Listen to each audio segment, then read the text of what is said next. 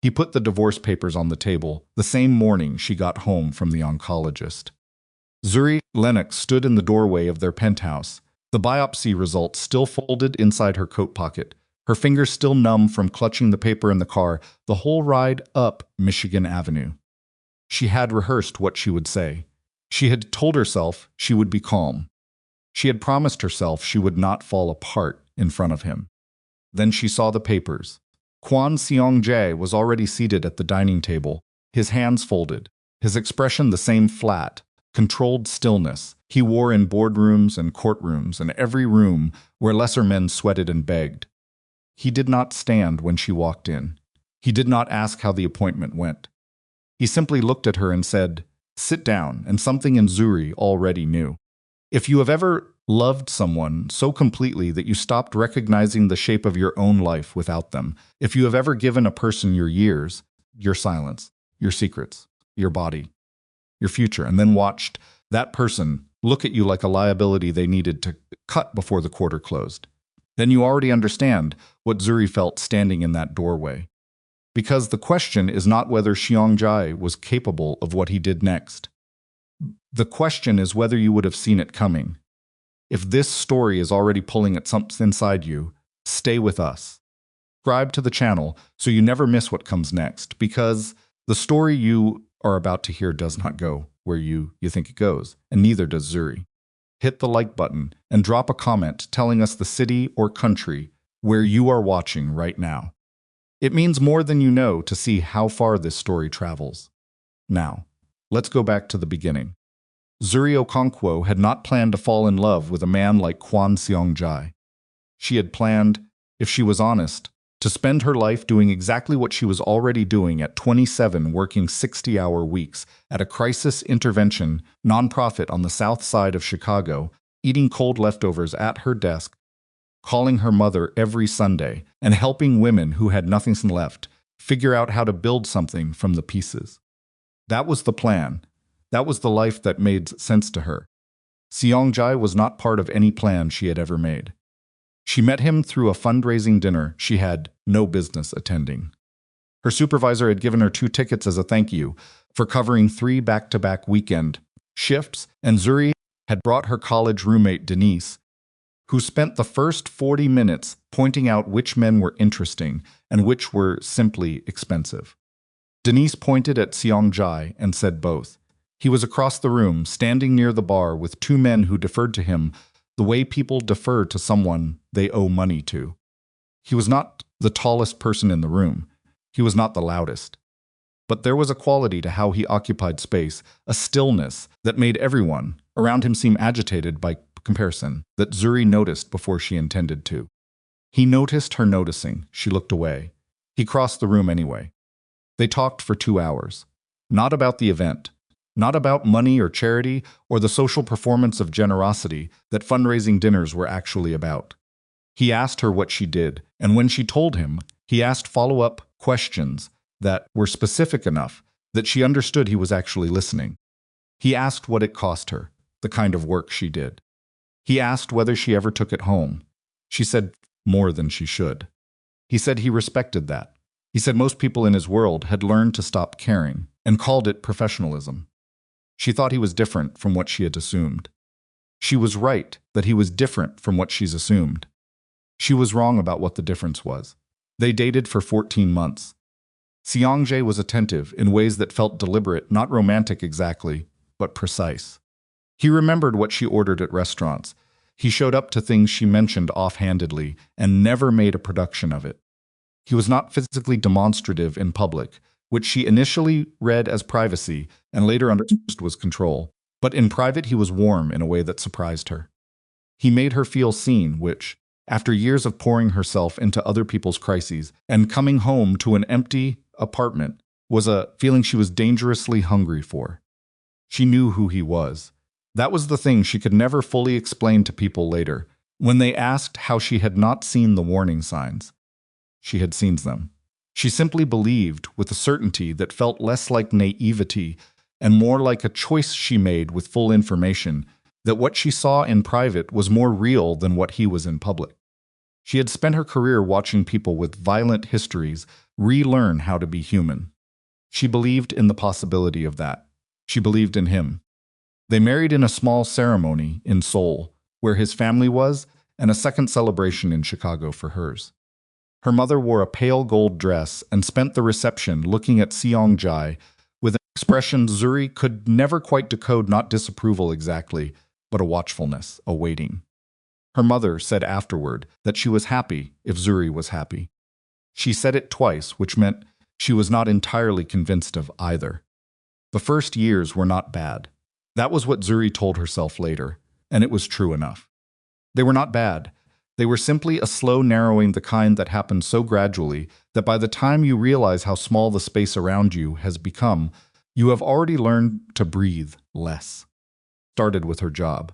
Seong-jae did not demand she quit. He was never that direct. He simply raised concerns. He said the work was draining her. He said the hours were too much. He said the cases she carried home in her voice and her eyes were affecting her health, her sleep, their evenings together. He said he worried about her. He said it the way someone says something, when they have already decided what the answer will be and are performing the conversation as a courtesy. After their first miscarriage, he suggested she take a leave of absence to focus on her health. After the second, he suggested she make the leave permanent. He offered to fund a small advisory position so she could feel connected to the work without the weight of direct cases. She accepted because she was grieving and exhausted, and because he made it sound like care. She understood later that it was not care. It was clearance. He was removing anything from her life that existed outside of him. Her friendships thinned. Some of it was her own withdrawal during the hard years. The losses, the medical appointments, the slow recognition that the children she had always assumed were coming might not arrive.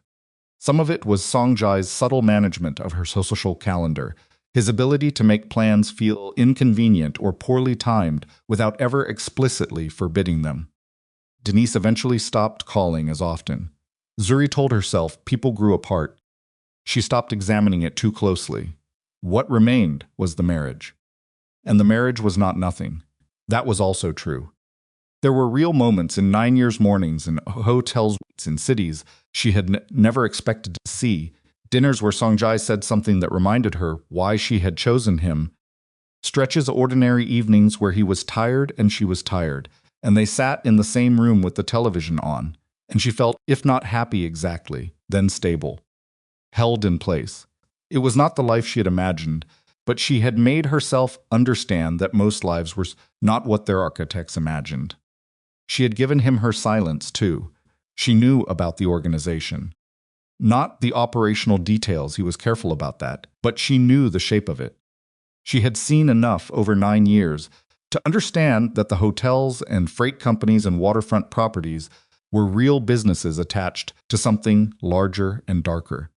She had heard conversations she was not meant to hear and had the instinct to leave rooms without being asked. She had answered questions from federal investigators twice, both times truthfully but narrowly, puts us saying only what she actually knew and nothing she suspected. Seong-jae had thanked her afterward in ways that felt more like assessment than gratitude. She had kept his secrets because she believed the trade was mutual. She believed that the one line he would never cross was her. She found the lump in the shower on a Tuesday in March, 11 months before everything collapsed. It was smaller than she expected something that frightening to be. She pressed her fingers against it 3 times before she admitted to herself that it was real and not something her anxiety was manufacturing. Then she stood under the water for a long time without moving. She told Seong-jae that evening. He was at his desk reading something on his laptop, and she sat across from him and told him. He looked up. He asked whether she had called a doctor. She said she would call in the morning. He said that was the right thing to do. Then he looked back at his laptop. She lay awake next to him that night, listening to him breathe in the dark, and told herself that people responded to frightening news in different ways. She told herself that his flatness was not indifference, it was control. She told herself that when the results came back, when the situation became more concrete, he would respond needed to. She believed that because she had to. The mammogram led to a follow-up imaging appointment. The imaging led to a biopsy. The biopsy led to 8 days of waiting that Zuri spent in a condition of controlled terror, going through the motions of her days, eating and sleeping in approximate amounts, answering Seongjai's occasional questions about the process, with brief factual updates that she could tell he received without real engagement. When her oncologist called and asked her to come in, Zuri's hands shook on the steering wheel the entire drive. Stage 3 breast cancer. The oncologist was gentle and thorough and told her everything clearly: treatment options, timelines, prognosis ranges, what the next months would look like.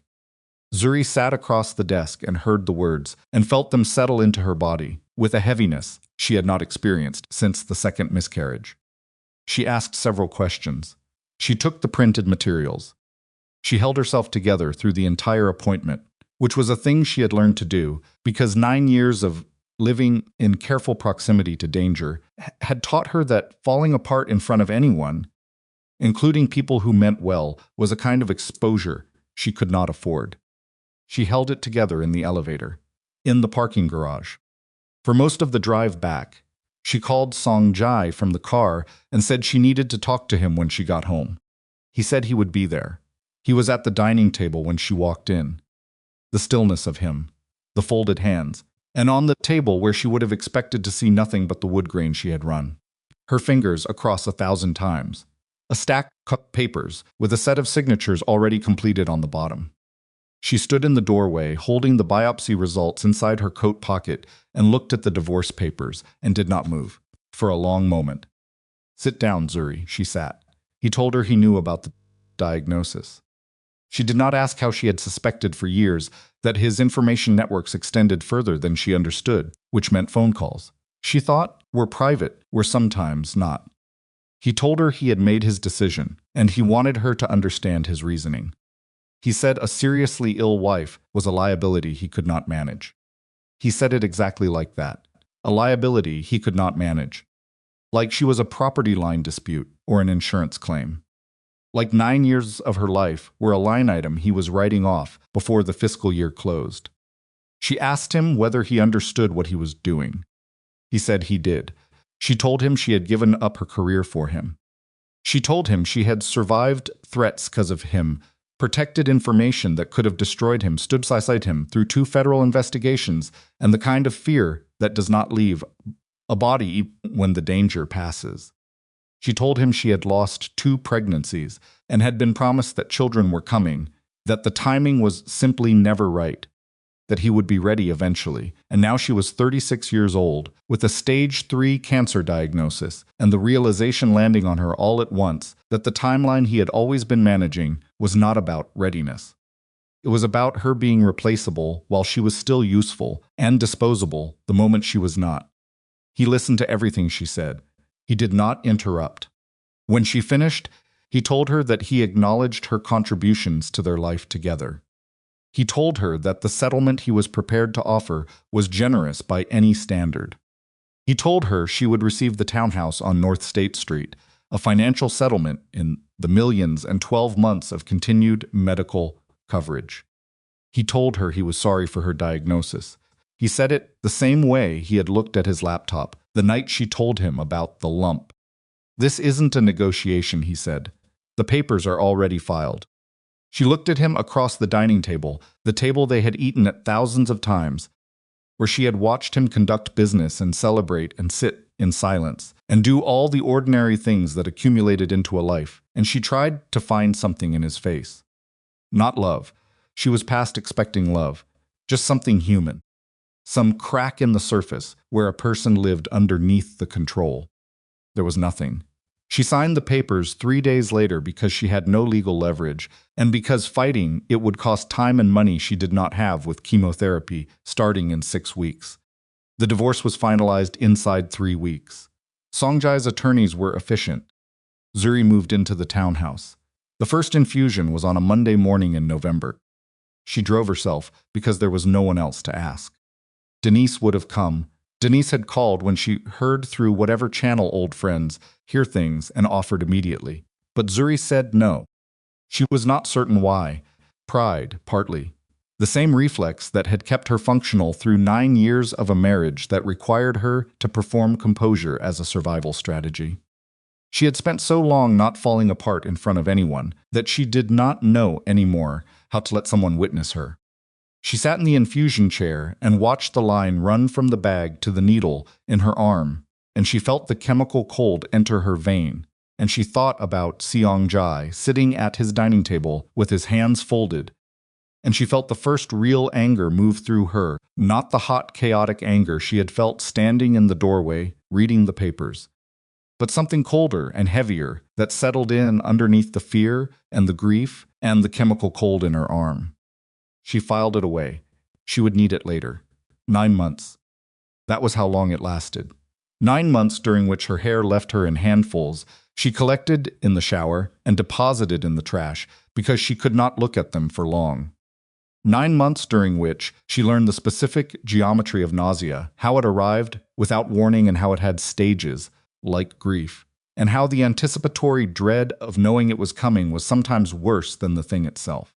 9 months during which she lost weight that her body could not easily afford to lose and gained a relationship with her bathroom floor that she would have found absurd if it had been happening to someone else.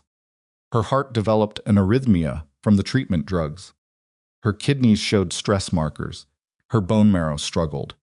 Her oncologist monitored all of it carefully and adjusted dosages and told her she was tolerating the treatment as well as could be expected, which Zuri understood to mean that she was tolerating it worse than healthy people did, but not so badly that they needed to stop.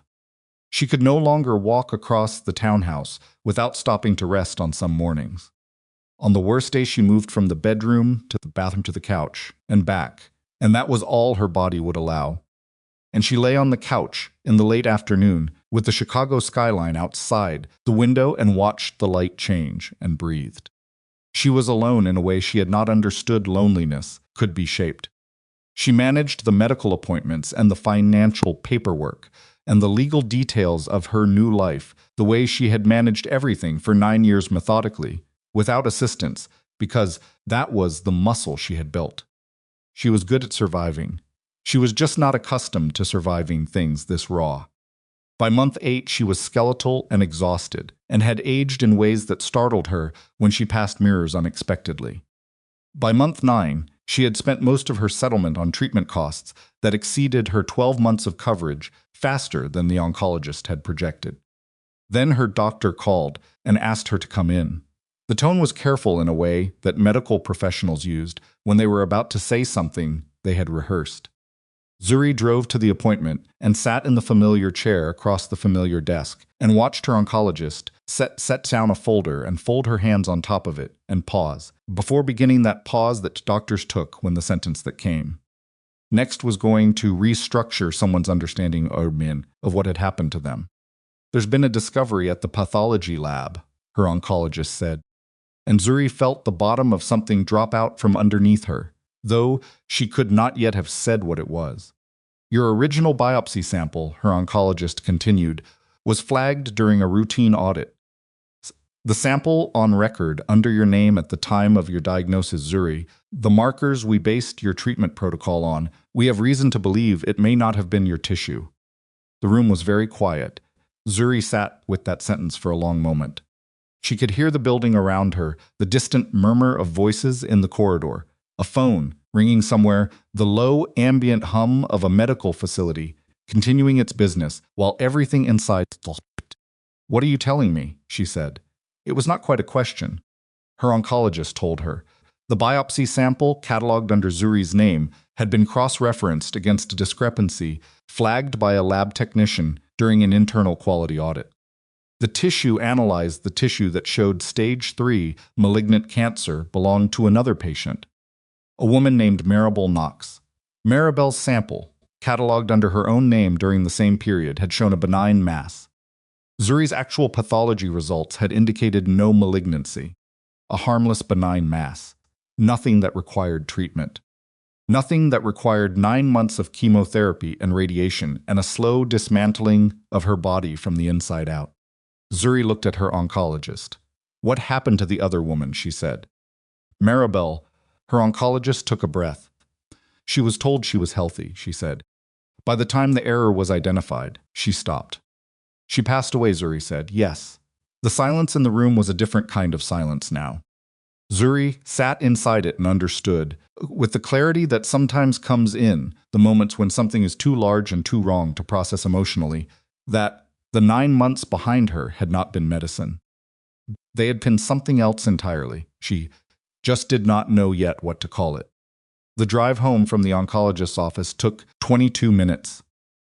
Zuri knew because she watched the clock on the dashboard the entire time. Not because she was tracking it, but because she needed something to anchor her eyes to, while the rest of her mind tried to process what had just been handed to her in that quiet room, with the folder and the wet, and the folded hands and the carefully rehearsed sentence. Her biopsy sample had not been her biopsy sample. She said it to herself 3 times on the expressway, the way you repeat a word until it stops sounding like language and becomes just noise, just vibration. Just a sound your mouth makes that no longer carries the weight of what it means. She said it a 4th time, pulling off the exit ramp. It did not get lighter. It did not become noise. It stayed exactly as heavy as it had been the first time. She parked in front of the townhouse and sat in the car for a long time without getting out. The townhouse Seongjai had given her as a consolation prize. That was how she thought of it now, not as a settlement or a concession or even a payoff, but as a consolation prize, the kind of thing you hand someone when you want them to feel compensated without actually giving them what they deserved. She had repainted the front door a deep burgundy 6 months after moving in because she needed one thing in the building to reflect a choice she had made herself. Everything else in the townhouse had been Seongjai's selection, the fixtures, the layout, the address. Even her grief had been his selection. She understood now. She went inside. She sat at the kitchen table without taking off her coat, and she called the number she had told herself she would not call, and she listened to it ring twice before his voice came on the line, that flat, controlled voice that had once sounded to her like stability and now sounded like a door closing. Zuri. He knew it was her. Of course he knew. The diagnosis was wrong, she said. A pause, short but real, the kind of pause that meant he was calculating. What do you mean, wrong? I mean, I didn't have cancer. Her voice was steady in a way that surprised her. The biopsy sample, it belonged to someone else. A woman named Maribel Knox. Her sample showed stage 3. Mine showed benign. The hospital mixed them up during processing, and I spent 9 months in chemotherapy for a cancer that was living in someone else's body. Another pause, longer this time. That's the hospital's liability, Songjai said. You should contact your attorney. She stared at the kitchen wall. Songjai. Yes. I called to tell you the thing that ended our marriage wasn't real.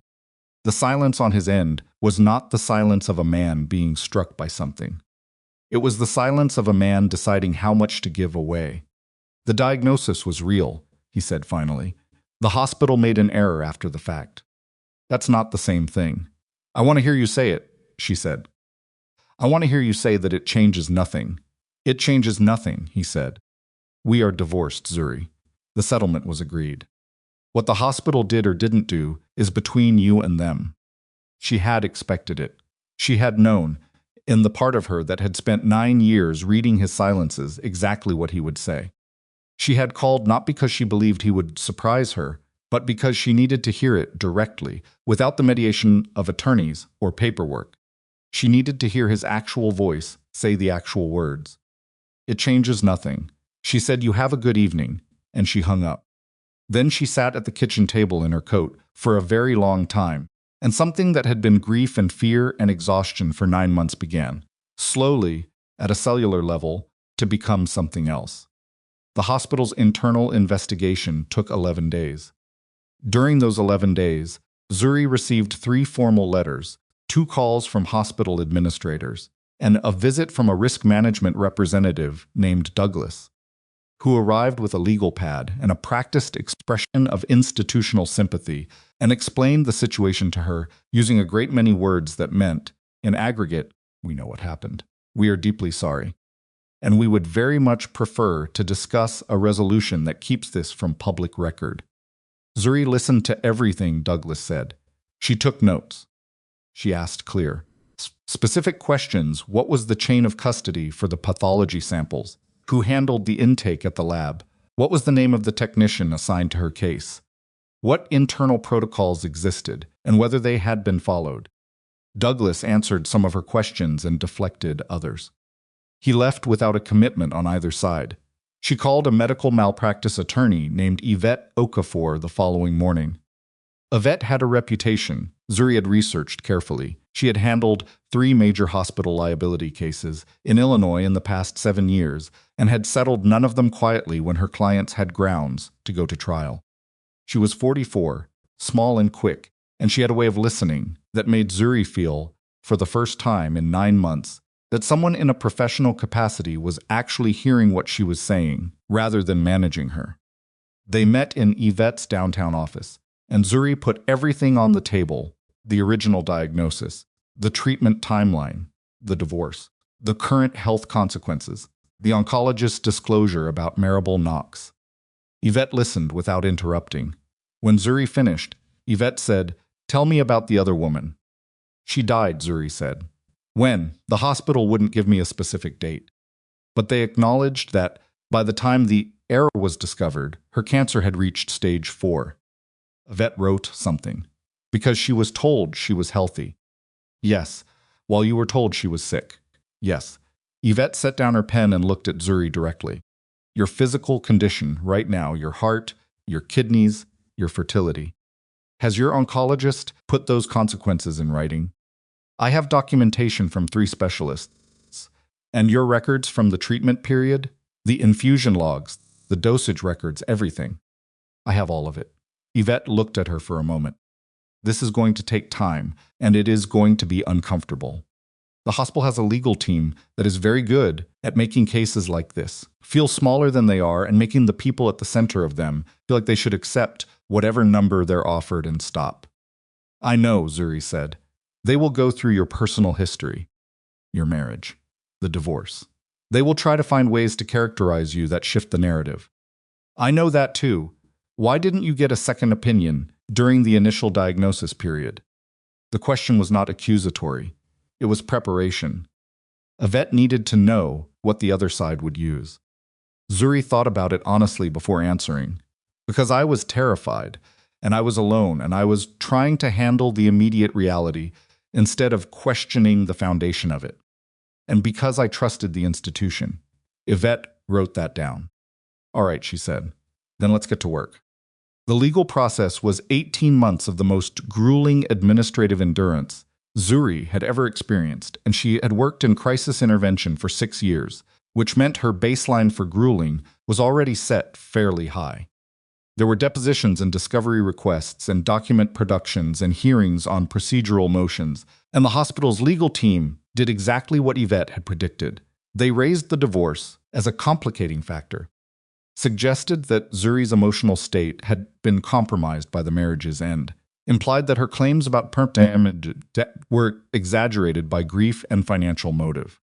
On the day of her deposition, one of the hospital's attorneys asked her, with practiced gentleness, whether she had considered that her divorce may have had factors unrelated to the diagnosis. Zuri looked at him across the conference table and said, "He told me. The same morning I came home from the oncologist. He put the divorce papers on the dining table and told me a seriously ill wife was a liability he couldn't manage. That's what unrelated looks like to you." The attorney moved to the next question. Yvette, beside her, did not smile, but the corner of her pen tapped once against her legal pad, the closest thing to celebration Yvette permitted herself during depositions. Maribel Knox's family filed their own suit 6 weeks into Zuri's case. Her husband, a quiet man named Gerald, and their 2 adult daughters. Zuri learned about it through the courts, which were public record, and she sat with those documents for a long time. She did not contact Gerald Knox. She did not feel she had the right to. She was the woman who had lived while his wife died, even though neither of them had chosen the assignment. There was a kind of guilt in that which she carried carefully, the way you carry something fragile in both hands and never stop being aware of its weight. The hospital settled. The number was substantial enough that Zuri's attorney described it as significant without specifying more, which, in legal language meant it was large enough to embarrass them publicly if they went further. Part of the settlement was non-disclosure on the figure itself. Zuri agreed to that condition, without caring much about the number. What she cared about was what came after it. She sat in the townhouse 3 days after the settlement was finalized and looked at what she had. She had money. She had a building with a burgundy door. She had a body that required daily medication for cardiac monitoring and kidney function and would require it indefinitely. She had permanent damage to her reproductive system, which meant the children she had postponed and grieved and hoped for, across 9 years, were now an impossibility she would not adjust to quickly or cleanly or without recurring cost. She was 39 years old. She was alive. She was also, for the first time, in a very long time, not in the middle of something urgent. The diagnosis was behind her. The treatment was behind her. The legal battle was behind her. For the first time in years, there was no immediate crisis requiring her complete management, and the absence of it left a space she did not know how to fill with anything uncomplicated. In that space, she started thinking. The thoughts that came were not grief thoughts exactly. They were structural. They were the kind of thinking she had done professionally for years, looking at a situation from above, tracing the lines of cause and effect, asking where things originated and whether the origin was what it appeared to be. She thought about the timing. Song Jai had placed divorce papers on the table within 24 hours of a stage 3 cancer. Diagnosis he should not have known about before she told him.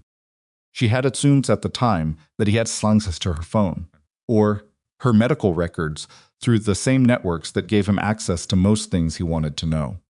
She had filed it under his general surveillance of her life and focused on surviving. She thought about it now with different eyes. He had moved that fast. Not after she called him from the car. Not after she walked in the door. The papers had already been there. Filed, ready, which meant the preparation had begun before she came home. She thought about the life insurance policies she had signed over the years.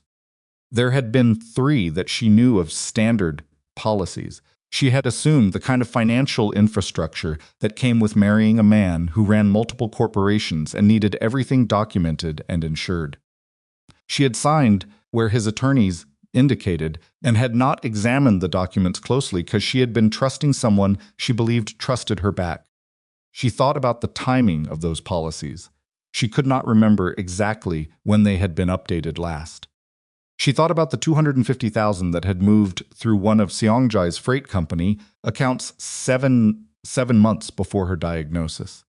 She only knew about it because she had overheard part of a phone call. She was not meant to hear a conversation between Song Jai and his financial manager, a flat-voiced man named Garrett, about a payment that needed to be structured carefully through the right intermediaries.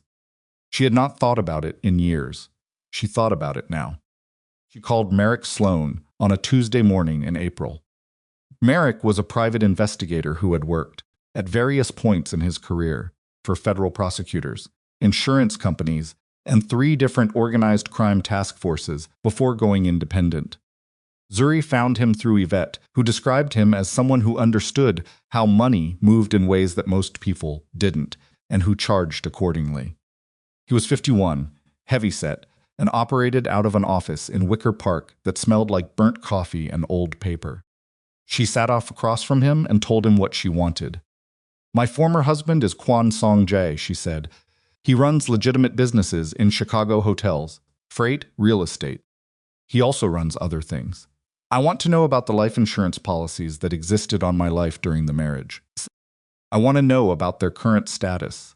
And I want to know about a payment that moved through Meridian Freight around 8-9 months before my original diagnosis." Merrick looked at her. "That's a sophisticated ask. I know what it is. If the payment went through shell structures, tracing it takes time. And depending on what we find, you might be obligated to take it to law enforcement rather than sitting on it. I understand that. You're not looking for leverage," he said. It was not quite a question. "No," she said. "I want to know what actually happened to me." He studied her for a moment, the way he looked at people. She would understand later. A sound like Greenwood, whether they were telling the truth or telling themselves the truth, which were different things and required different handling. "Okay," he said. I'll need access to whatever financial documents you have from the marriage. Bank records, insurance paperwork, anything you kept. I have boxes. Bring them. She brought 4 boxes to his office the following week. She had not fully processed, until she set them down on his conference table, how much she had quietly saved over the years, not deliberately, not with a plan, but with the instinct of someone living adjacent to danger who understood at some unconscious level that documentation was a form of protection. Records of accounts, copies of insurance documents, photographs, printed emails she had kept for reasons she could not always articulate at the time. Merrick went through everything with a thoroughness that was almost meditative, slow, systematic, missing nothing. He flagged items. He made calls. He brought in a forensic accountant named Amani Crestfall 2 weeks into the process. A woman in her late 30s with a background in federal financial crime investigations and a manner so precise and unemotional that Zuri initially found her difficult to read. On the 3rd week, Amani called and asked Zuri to come in. Zuri sat across from both of them at the conference table, and Amani opened a folder and placed 2 documents in front of her without preamble. These are 3 life insurance policies taken out on your life during the marriage, Amani said. The first you knew about it predates any of this by several years. The second and third were opened in the same 90-day window, 14 months before your diagnosis. Zuri looked at the documents, the policy numbers, the dates, the coverage amounts. She said, how much? Combined, Amani said $15 million. The number sat on the table between them. Zuri had not expected the number to be that specific. She had expected something significant, because otherwise this conversation would not be happening. But $15 million, with a beneficiary line that still carried Seong-jae's name because the divorce had been finalized after the policies were opened and the beneficiary designations had never been transferred, it was a number that did not exist in the vocabulary of ordinary financial planning. It was a number that existed in the vocabulary of expectation. He expected me to die, she said. Neither Merrick nor Amani confirmed it aloud. They did not need to. The documents were their own language. The payment, Zuri said. The $250,000 through Meridian Freight. Amani turned to the next page in her folder.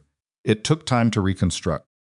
The money moved through 2 shell companies before reaching a personal account. The account belongs to a man named Dorian Pell. Zuri did not recognize the name. He was a pathology technician, Merrick said, at the hospital where your biopsy was processed. The room became very still. Zuri looked at Merrick. She looked at Imani. She looked at the documents on the table, the insurance policies, with their combined $15 million, and the payment record, with its $250,000 and its destination, and the name of a man who had handled the tissue samples in a laboratory on a specific day, in a specific month, the day the wrong name ended up on the wrong result. She understood what she was looking at. Not an accident. Not a hospital error. Not a coincidence of administrative failure. A purchase. Seong-jae had paid a pathology technician to replace her benign result with Maribel Knox's malignant one. He had given cancer to his wife on paper. He had handed her to the medical system and waited for the treatment itself to finish what the diagnosis had started slowly, plausibly, invisibly, in the way that chemotherapy occasionally failed and women with stage 3 cancer occasionally died despite everyone's best efforts, and grieving husbands occasionally collected their insurance benefits and moved on with younger women named Hana. And when Zuri did not die on schedule, he had divorced her, stripped her of her career and her community and her financial stability, and left her to continue dying in a townhouse he had selected, watched from a distance he considered safe. Maribel Knox had died, with Zuri's clean diagnosis in her file, alone in the understanding of her own health, while the cancer that should have triggered immediate treatment spent months growing unopposed in her body. 2 women, 1 scheme. Zuri pressed her palms flat on the table and breathed. "What do we do with this?" she said. "We take it to federal investigators," Merrick said. "Not local federal. Given who Seong-jae is and how the money moved, this is a federal case: medical fraud, insurance fraud, potentially conspiracy to commit murder.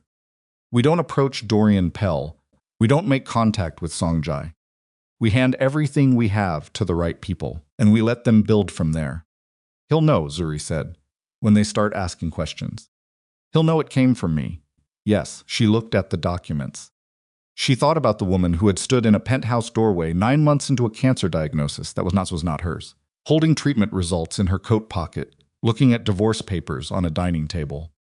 She thought about what she had told herself in that moment, that there were lines he would not cross, that she was the one line.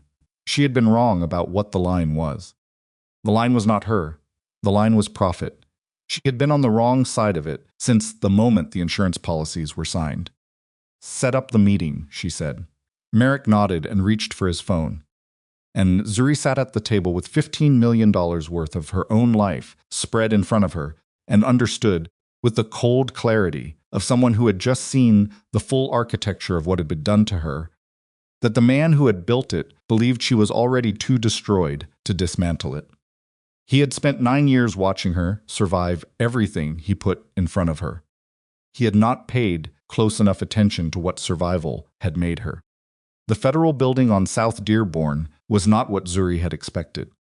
She did not know what she had expected, something more dramatic, maybe, something that matched the weight of what she was carrying in the folder under her arm. But the lobby was ordinary. Security checkpoint, badge scan, elevator. The kind of building where people processed paperwork and ate lunch at their desks and went home at 5:30. The kind of building where the worst things in the world got reduced to case numbers and filing deadlines. Merrick walked beside her. He had called ahead. He had done this before. The agent who met them was named Broderick Hale, late 40s, lean, a face that had learned not to register surprise as a professional habit. He brought them to a conference room on the 14th floor and closed the door and sat across from them without offering anything but his attention, which Zuri understood was more than most people offered and worth more than coffee.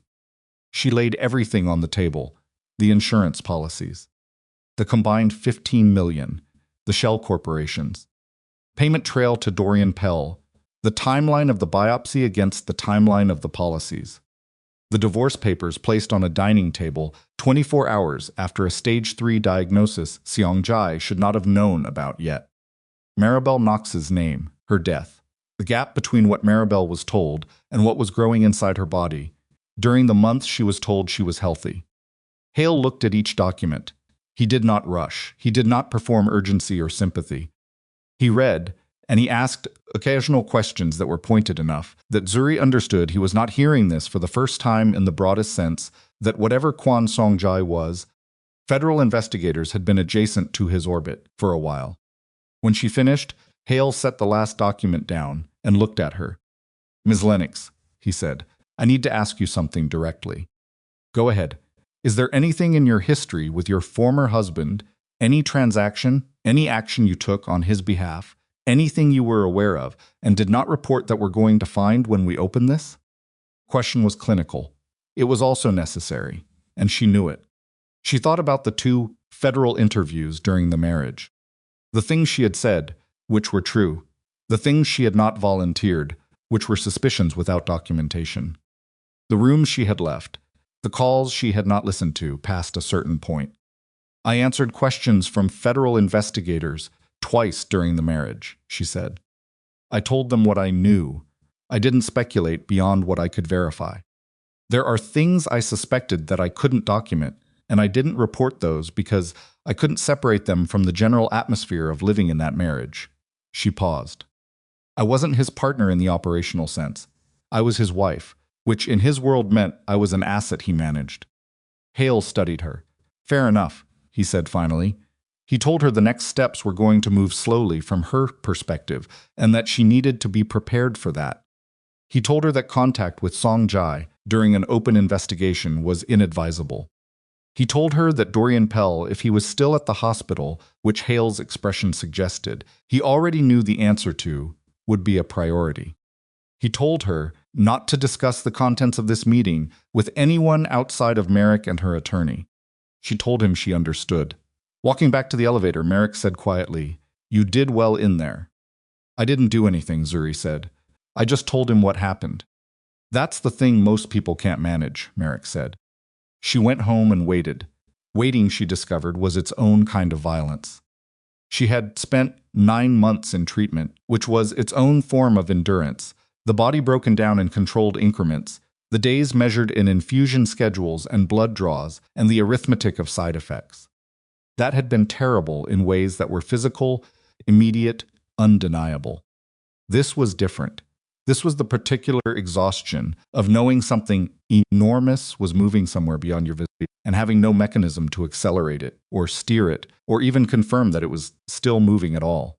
She filled the waiting with work. She had been thinking, over the months since the settlement, about returning to social work. Not in the capacity she'd had before the marriage, the full-time crisis intervention work, the 60-hour weeks. Her body could not sustain that anymore, and she had enough self-awareness to know that her reasons for pushing herself that hard at 27 had included an element of self-erasure that she was no longer willing to indulge. But she had been in contact with a women's advocacy organization on the North Side, a smaller nonprofit called Anchor House, and their director had offered her a part-time consulting position working with women in domestic violence situations who were navigating complex legal and financial circumstances. She took the position. She worked 3 days a week from an office that smelled like old carpet and optimism. And she found that the actual work of sitting across from someone in the middle of the worst thing that had happened to them and helping them see the next concrete step was still the thing she was best at. She was meeting with a client on a Wednesday afternoon in June when her phone buzzed with Merrick's number. She finished the session, walked the client to the door, and called him back from the narrow hallway outside her office. "Dorian Pell was picked up this morning," Merrick said. Zuri leaned against the wall. "Federal arrest," Merrick continued. They moved fast once they corroborated the payment trail independently. Pell's attorney requested a meeting with prosecutors within 4 hours of booking. "He's going to deal," Zuri said. "He already is. They don't move that fast if they're not offering something." She stood in the hallway and processed this. Dorian Pell, a name she had not known 3 months ago. The name attached to a $250,000 payment and a laboratory and a set of tissue samples that had been switched in the dark was now sitting in a federal building, explaining what Songjai had asked him to do. "Does Songjai know yet?" she said. "If he doesn't know right now, he will within hours. His network is good, but it's not instantaneous." Merrick paused. "Zuri, listen to me. When Songjai finds out Pell was arrested, his first calculation is going to be whether Pell will talk. His second calculation will be where the investigation originated. He is going to figure out it was you, I know.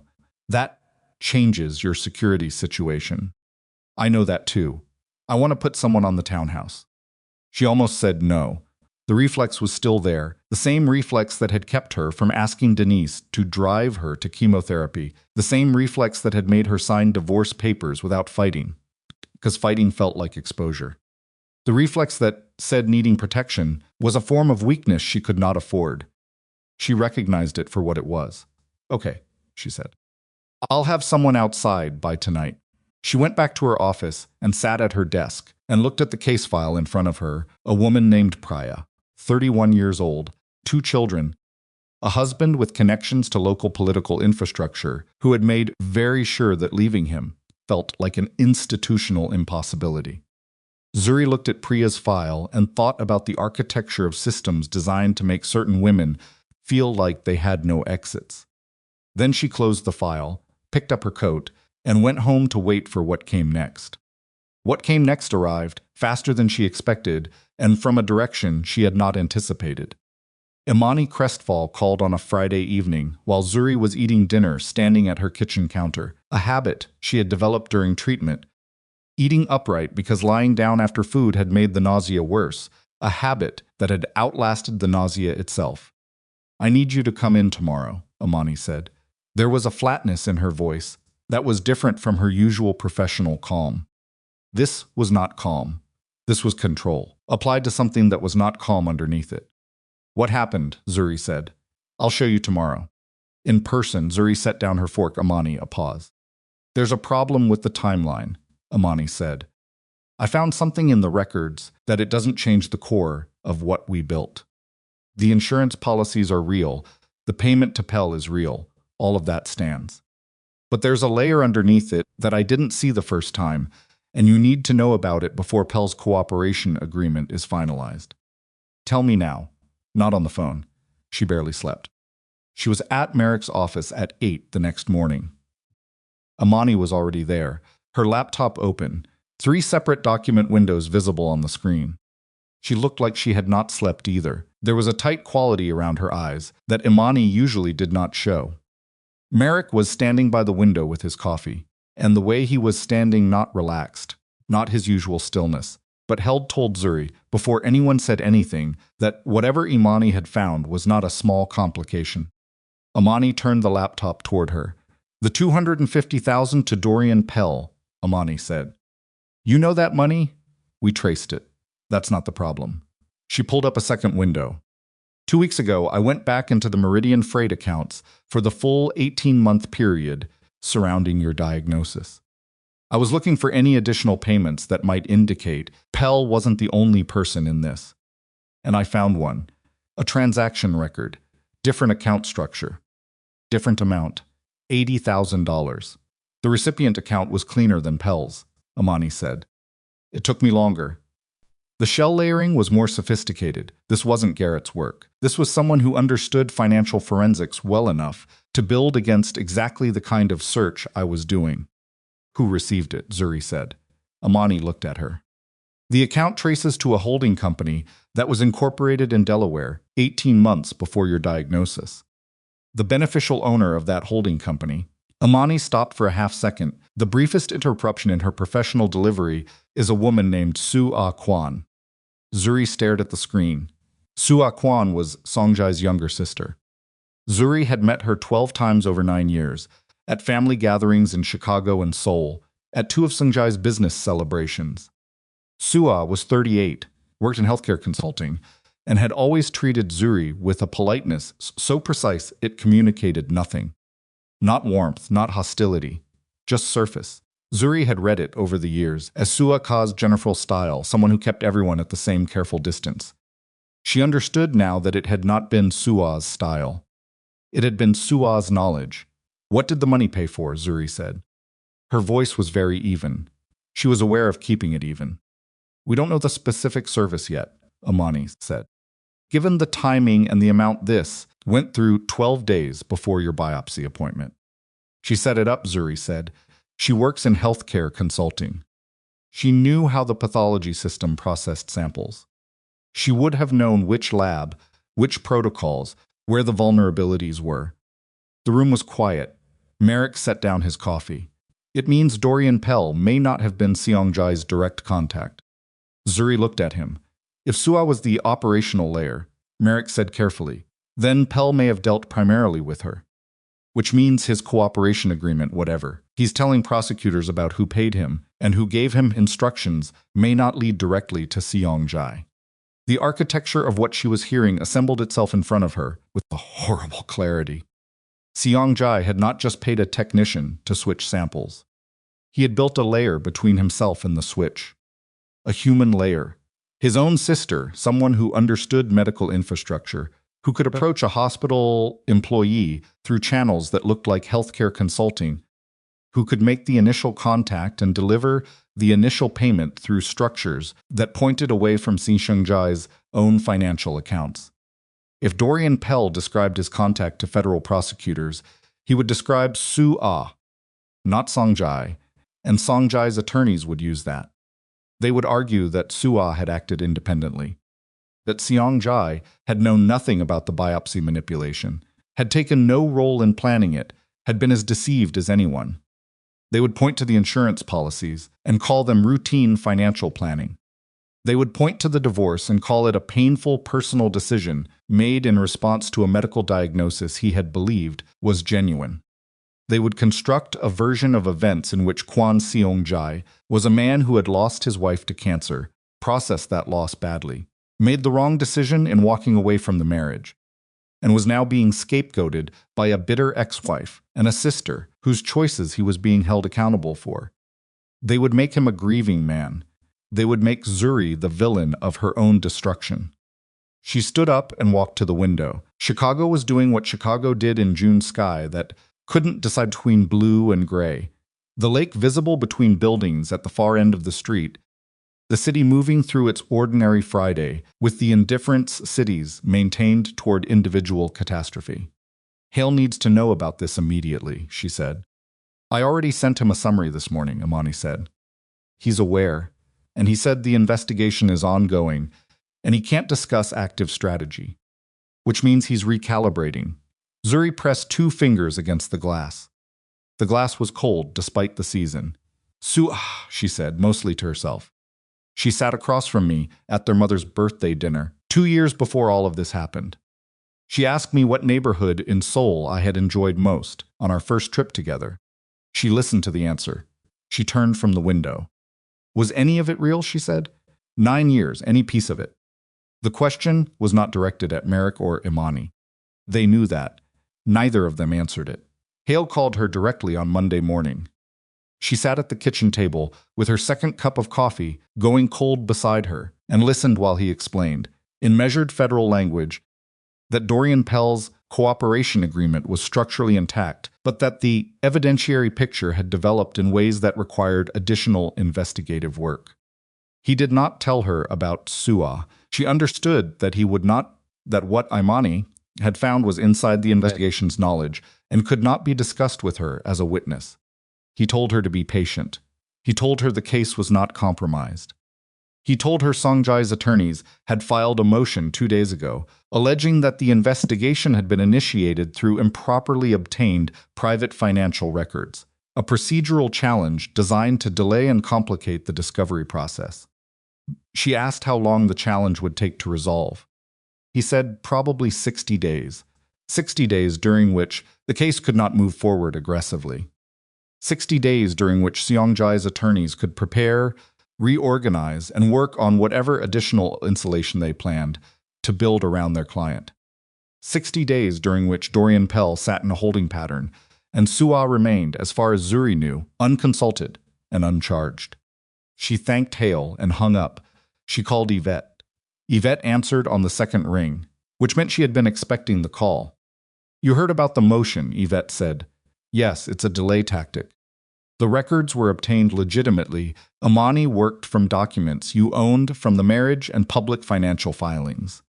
The motions won't succeed, but it buys them time, and that's all they want right now. Seongjai is proceeding with the wedding, Zuri said. A pause. What? I have a contact who still moves in those circles.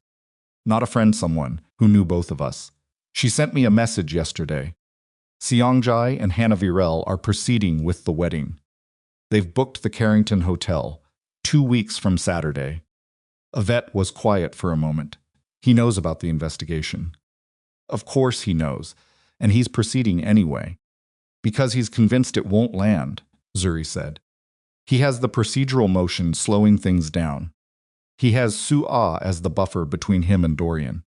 He has attorneys who are very good at making things like this feel smaller than they are. He believes he is going to walk through this and come out the other side and marry a younger woman in the Carrington Hotel while I watch from wherever I've been filed. The anger in her voice was controlled but audible. He hasn't paid attention, Zuri said. Not once in this whole process. He looked at me in that penthouse, and he calculated that I was already too sick and too broke and too isolated to be a real threat. And then, when the treatment left me weakened and the settlement left me financially shrunken, he looked at that and he still didn't adjust his assessment. Zuri, he thinks I'm the woman he left, she said.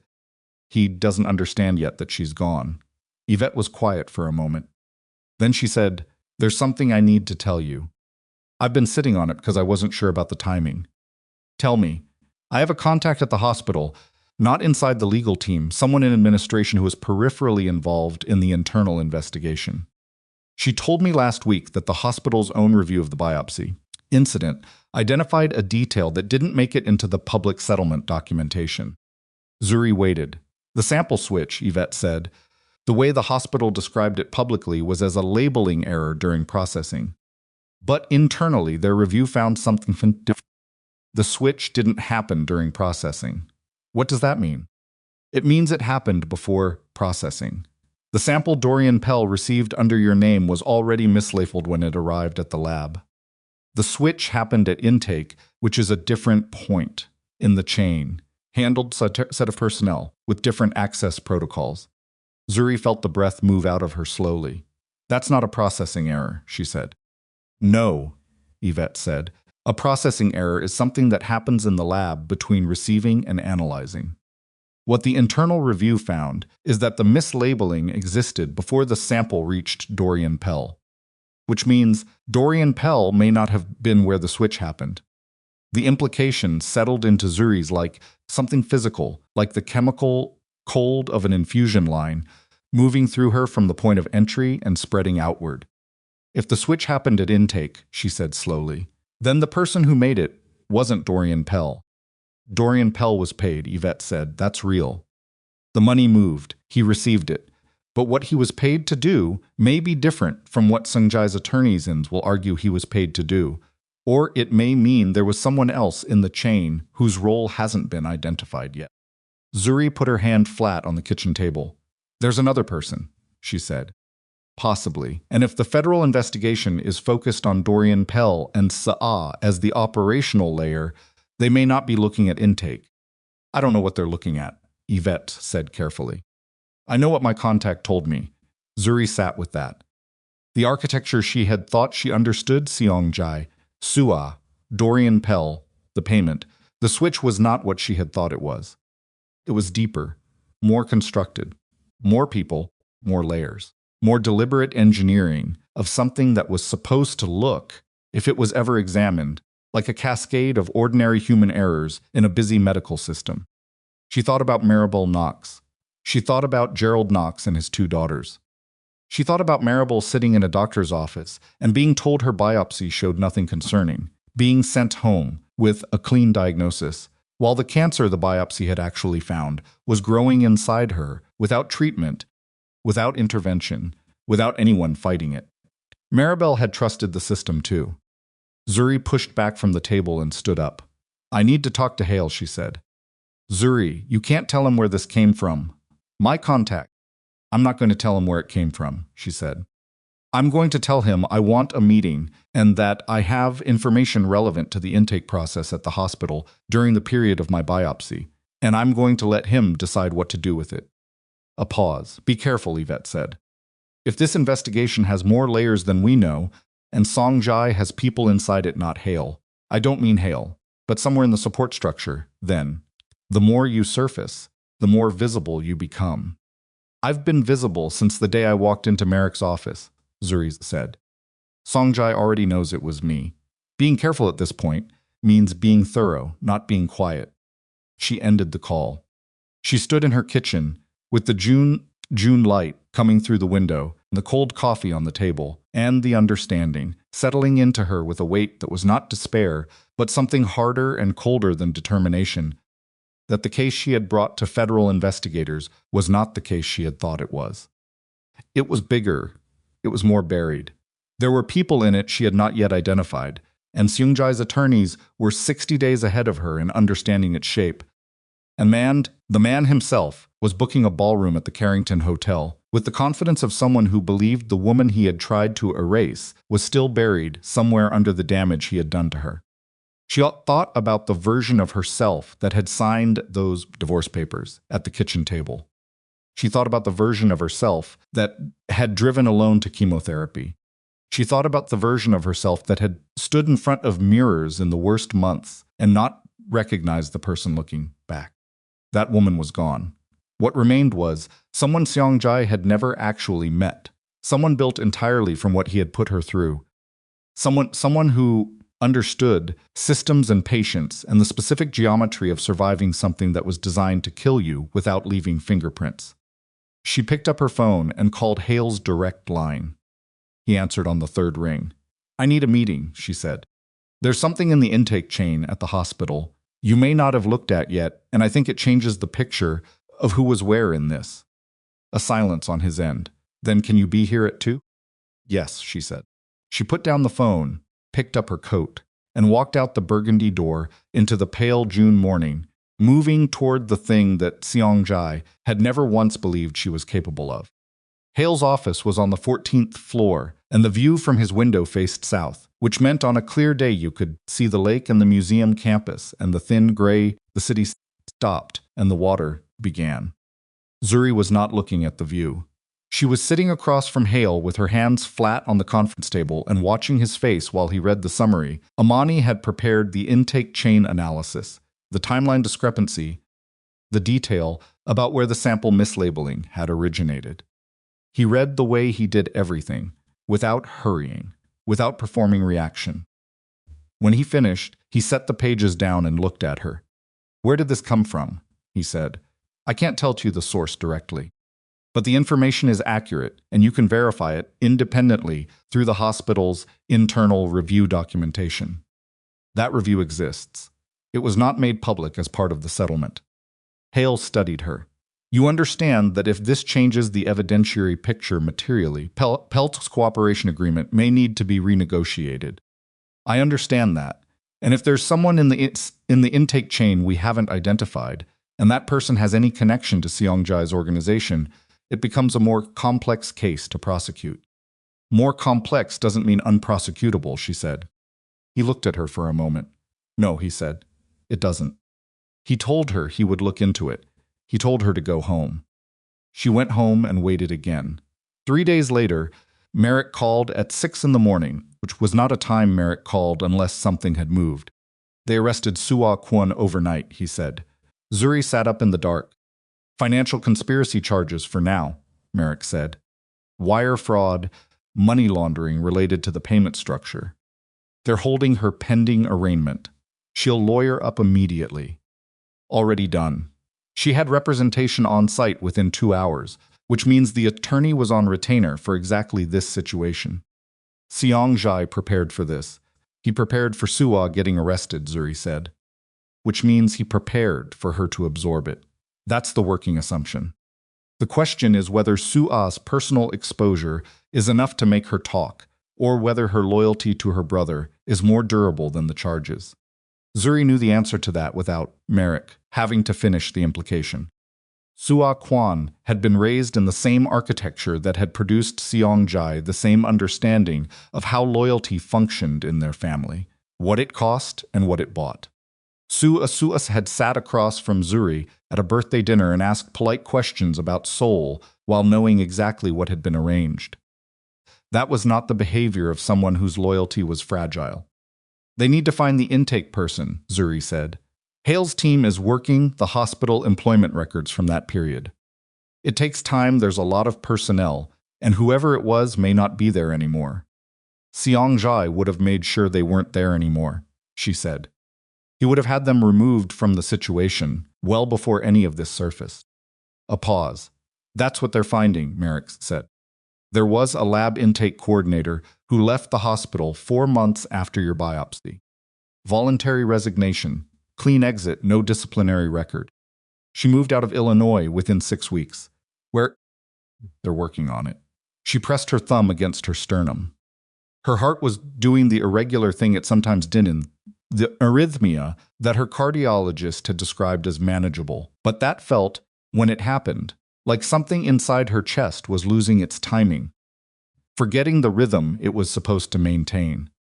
She breathed through it the way she had learned. Slow in. Slow out. Wait for it to settle. "It settled, Merrick," she said. "The wedding is in 11 days. "I know. If Seongjai gets through the wedding and his attorneys resolve the procedural motion and they don't find the intake coordinator before the 60 days expire, Zuri, he's going to walk.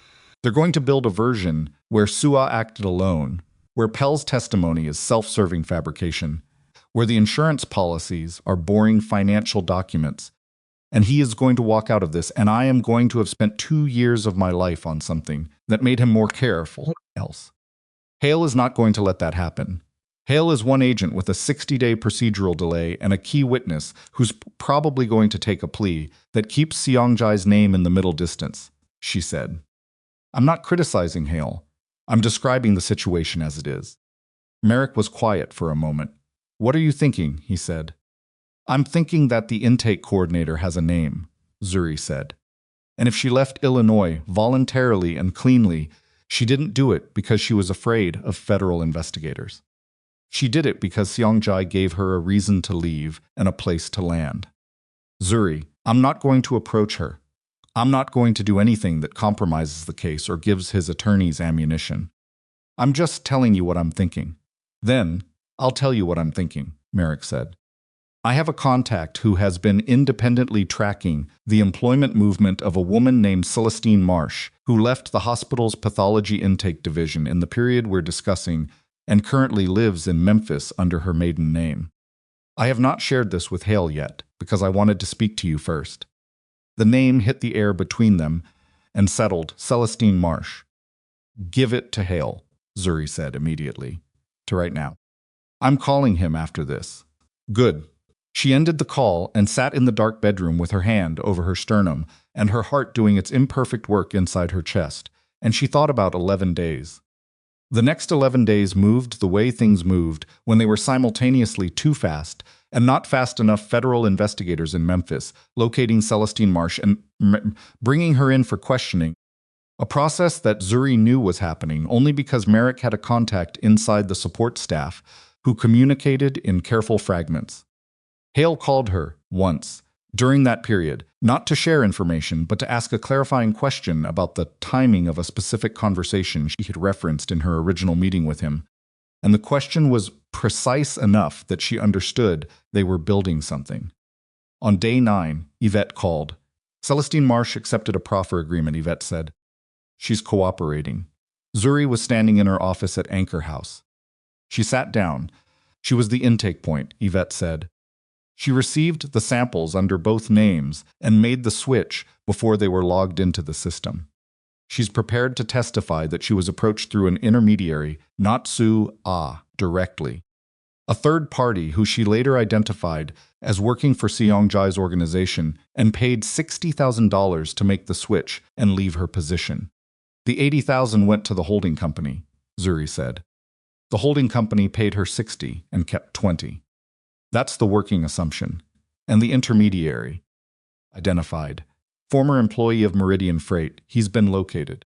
The architecture of it was complete now. Every layer. Seongjai at the center, Sue-ah as the coordinator, the Meridian Freight employee as the contact, Celestine Marsh at the intake point, and Dorian Pell further down the chain paid to be available, to confirm, to be the visible end of the thread if anyone ever pulled on it. He had built it like a building, foundation, frame, exterior. Multiple redundant layers between himself and the thing he had done, each layer designed to absorb investigation and redirect attention. He had built it perfectly, except that Zuri had survived long enough to find every floor. What happens now, she said. The procedural motion is being opposed with the full evidentiary package, Yvette said. Hale's team filed yesterday. The motion will be denied. The records were obtained legally, and the chain of evidence is solid. Once the motion resolves, they move to arrest. How long? Days, Yvette said. Not weeks. Days. 2 days later, Merrick's contact told him the arrest warrant for Kwon Seongjai had been signed. The wedding was in 48 hours. Zuri sat with that information in Merrick's office and felt, for the first time in the entire process, something she had not expected to feel at this moment. Not satisfaction, not relief. Something quieter and stranger than either a kind of vertigo, the feeling of standing at the edge of something that had been the entire horizon of her existence for 2 years, and understanding that in 48 hours the horizon would be gone, and she did not yet know what would be behind it. Are you all right? Merrick said. I don't know, she said honestly. He nodded. He did not push it. She went home. She could not sleep. She lay in the dark and listened to her own irregular heartbeat and thought about the Carrington Hotel, about a ballroom filling with guests and associates and business partners, about Seongjai standing at the altar with Hannah Varel and feeling, as he always felt, untouchable. She thought about what untouchable meant to a man like Seongjai. It was not arrogance exactly. It was a worldview, a structure he had built through decades of operating in spaces where most people were afraid and he had learned not to be. He had faced federal investigations twice and walked out of both. He had managed the departure of a seriously ill wife with the same administrative efficiency he applied to restructuring a freight contract. He had constructed a murder attempt so layered and so plausible in its components that even the woman it was aimed at had not seen it as murder until 2 years after the fact. He had earned his sense of invulnerability.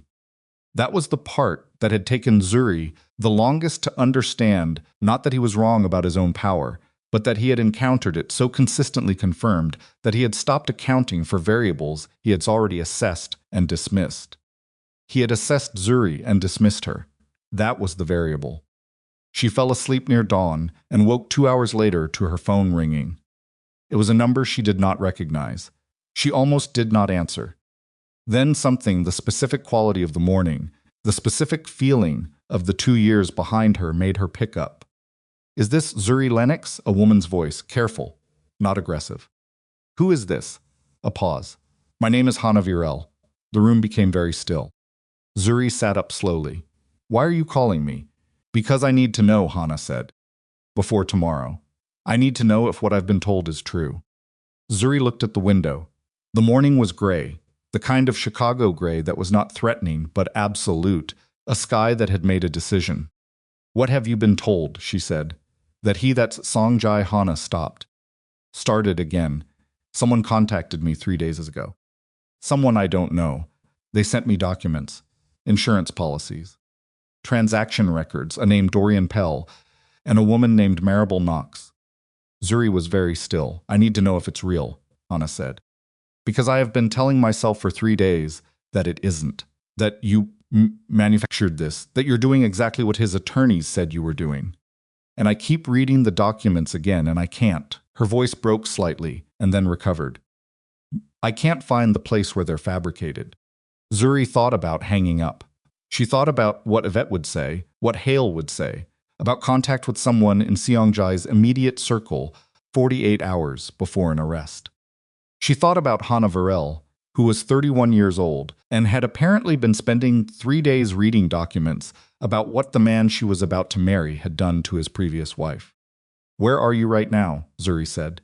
"I'm at my apartment." "Are you alone?" "Yes." "Stay there," Zuri said. "Don't call Songjai.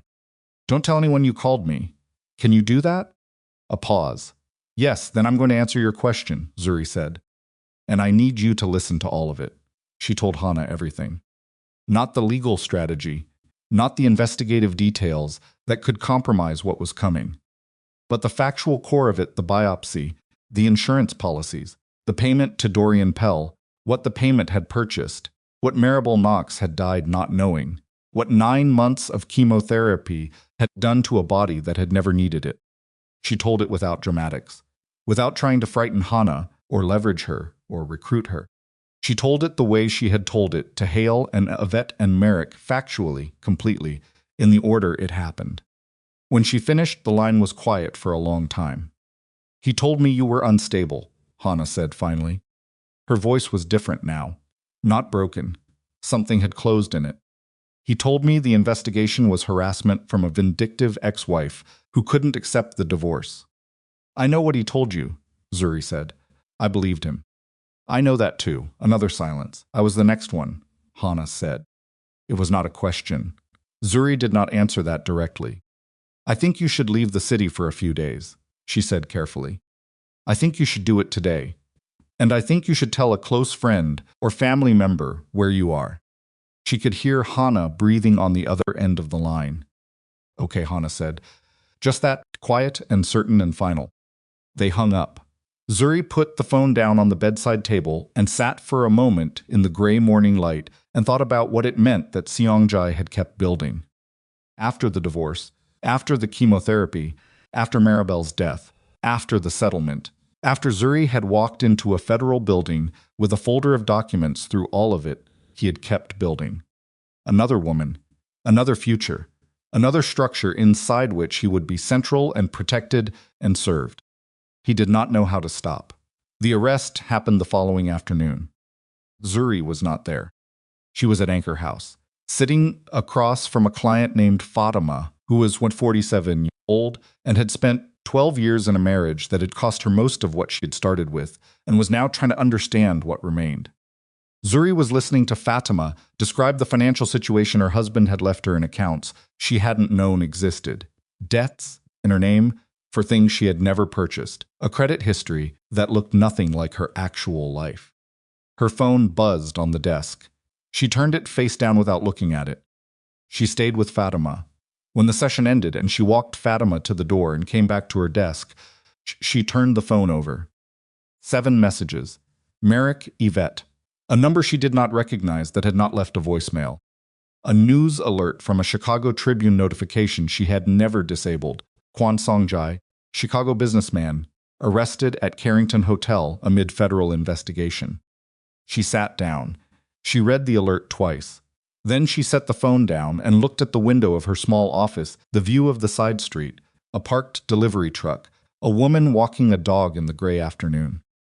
She had expected to feel more. She had imagined this moment in various versions over 2 years, sometimes with anger, sometimes with something close to triumph, sometimes with the flat exhaustion of someone who has been carrying something too heavy for too long and finally sets it down.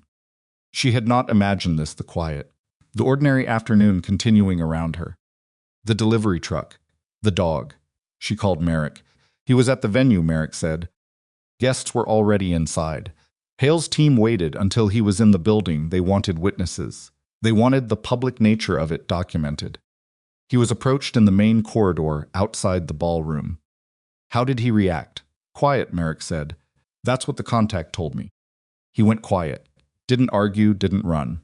Just went very still and quiet and let them put the cuffs on. She thought about that, Songjai. Going still. It was the thing she would have predicted, not a scene, not a performance. He would not give anyone the satisfaction of watching him lose control. Even at the end of everything he had built, he would maintain the exterior. It was the most him thing she could imagine. What about Hannah, she said. She wasn't there, Merrick said.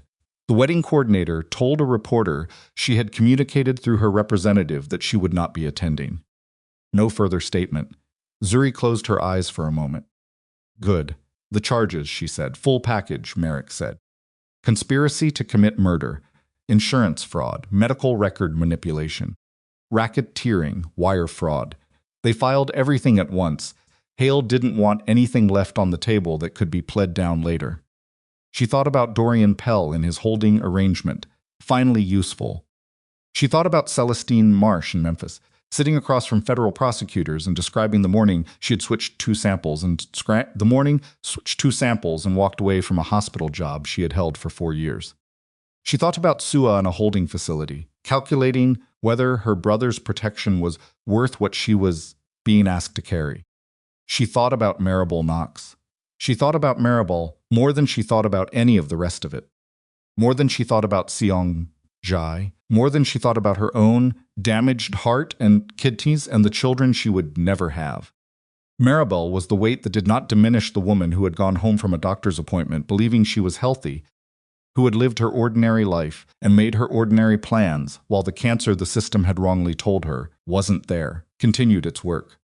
Maribel had not survived. That was the part of this that no conviction would fix, no sentence would address, no amount of accountability would reach. Zuri carried that. The trial date was set for 7 months out.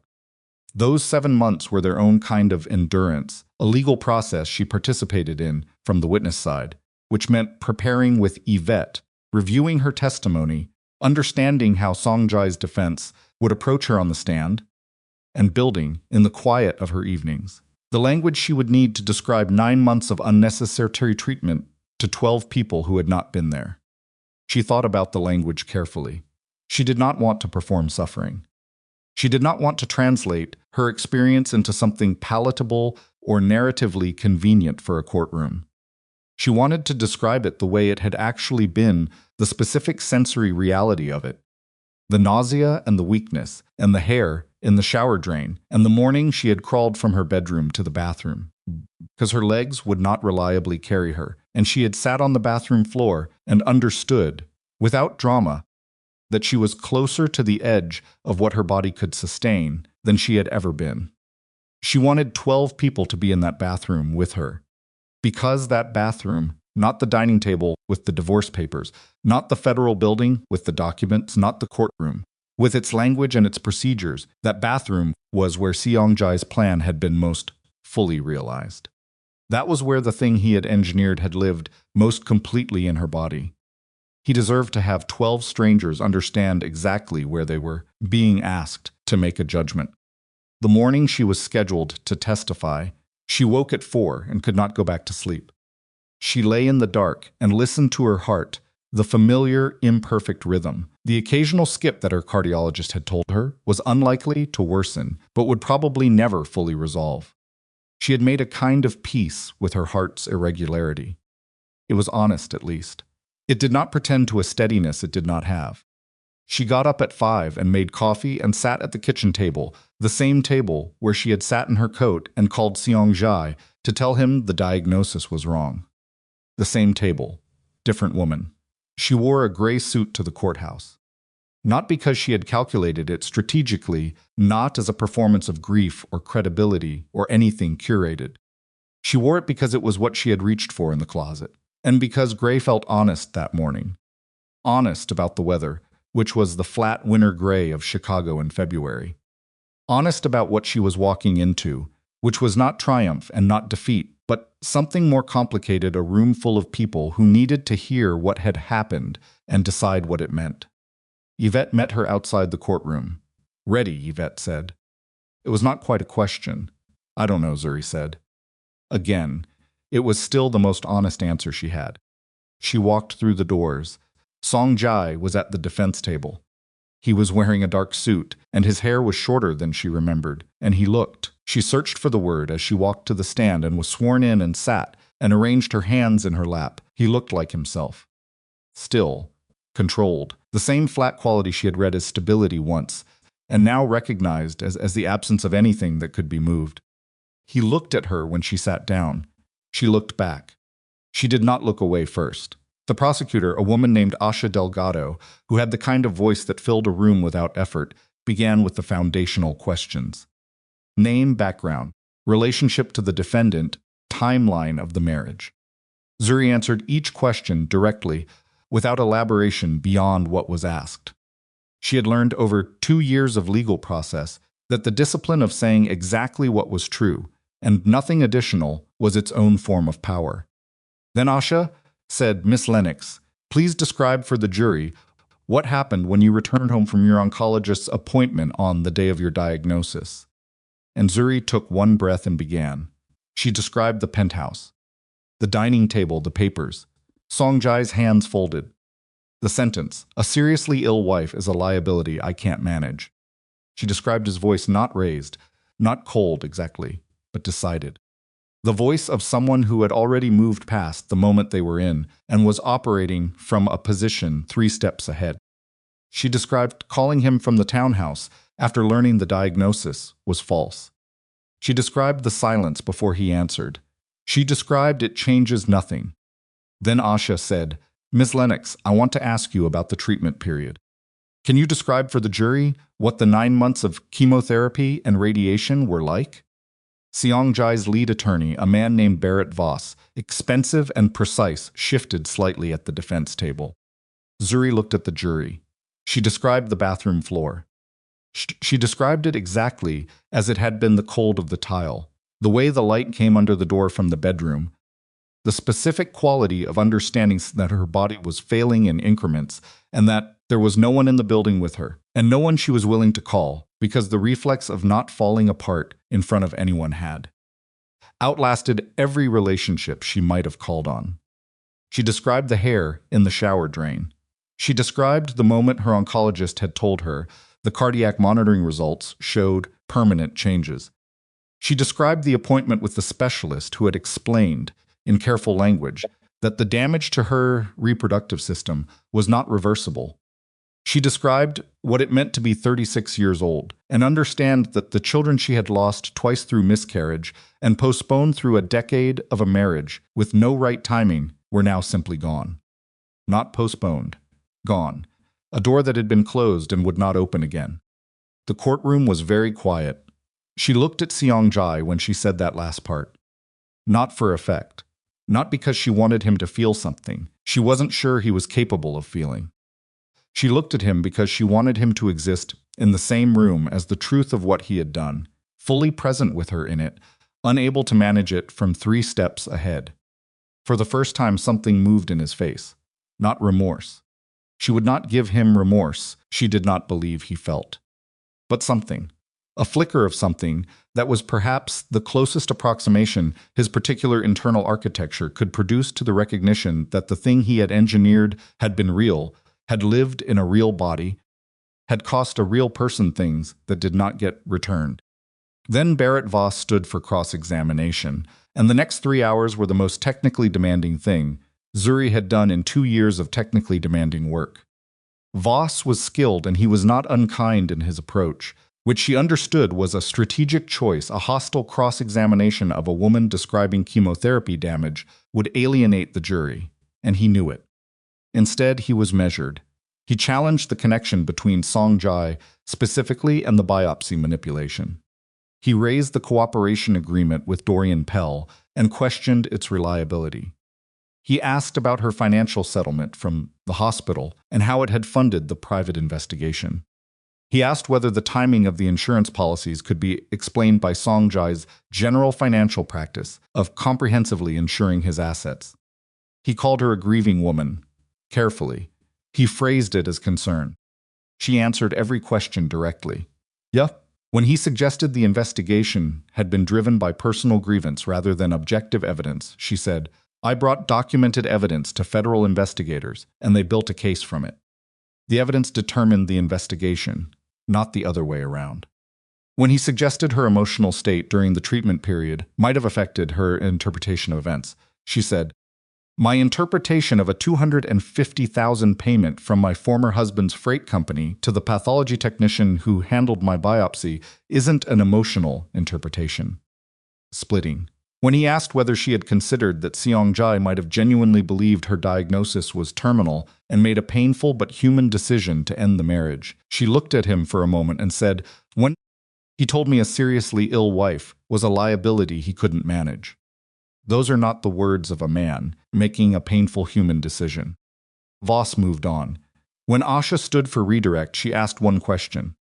Ms. Lennox, she said, you have described significant permanent damage to your heart, your kidneys, and your reproductive capacity as a result of treatment you received for a cancer you did not have.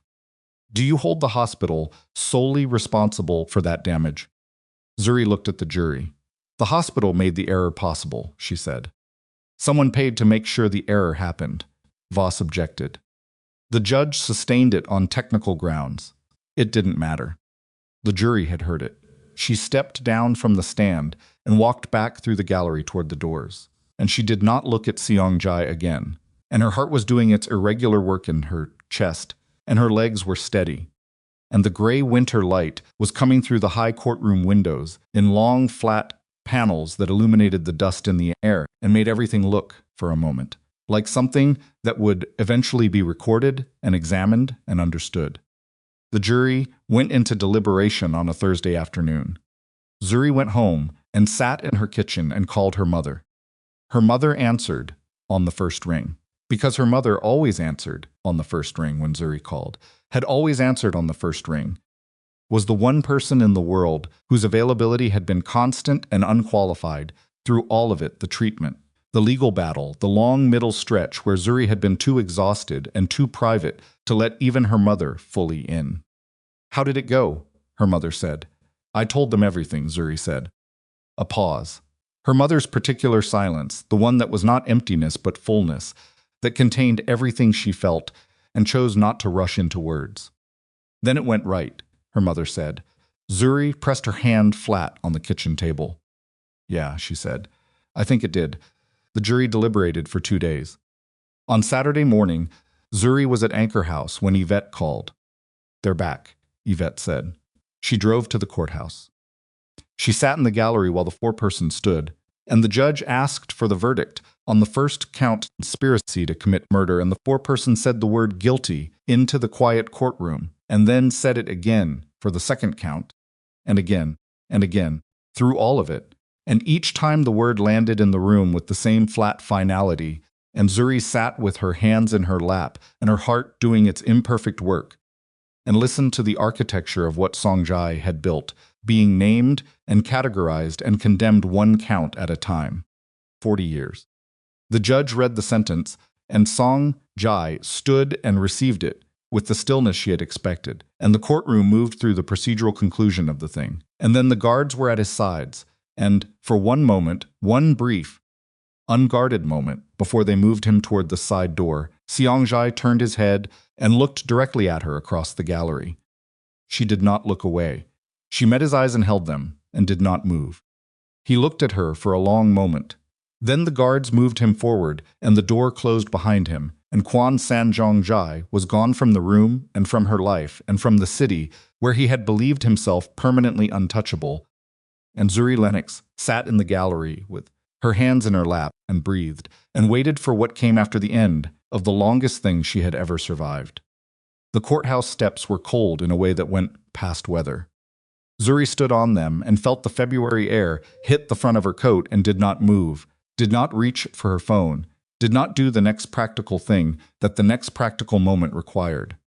She just stood there while the city continued below her. The traffic on Dearborn moving through its ordinary rhythms, a bus pulling from the curb, two people arguing on the opposite sidewalk about something she could not hear, a woman walking a dog that was trying to investigate every crack in the pavement, all of it continuing with the magnificent indifference of a city that did not organize itself around any single person's turning point. She had just watched 12 strangers decide that what had been done to her was real. She had expected that confirmation to feel like something seismic, like the ground shifting under her. She had spent 2 years building toward this moment with the focus of someone who understood that if she stopped building, she would stop functioning, and she had imagined, in the spaces between deposition and strategy sessions and sleepless nights reviewing documents, that the verdict would arrive with some kind of corresponding internal event, a release, an exhale large enough to account for everything it had been held against. Instead, she was standing on courthouse steps in the cold, and her heart was doing its slightly irregular thing, and a pigeon was investigating the base of the steps, 3 feet from her left boot, and she felt quiet. Not empty, not numb. Quiet in the way a room was quiet after a long and difficult conversation had finally reached its end. The kind of quiet that was not absence but completion. Yvette came through the doors behind her and stood beside her without speaking, which was the correct thing to do and which Yvette understood without being told.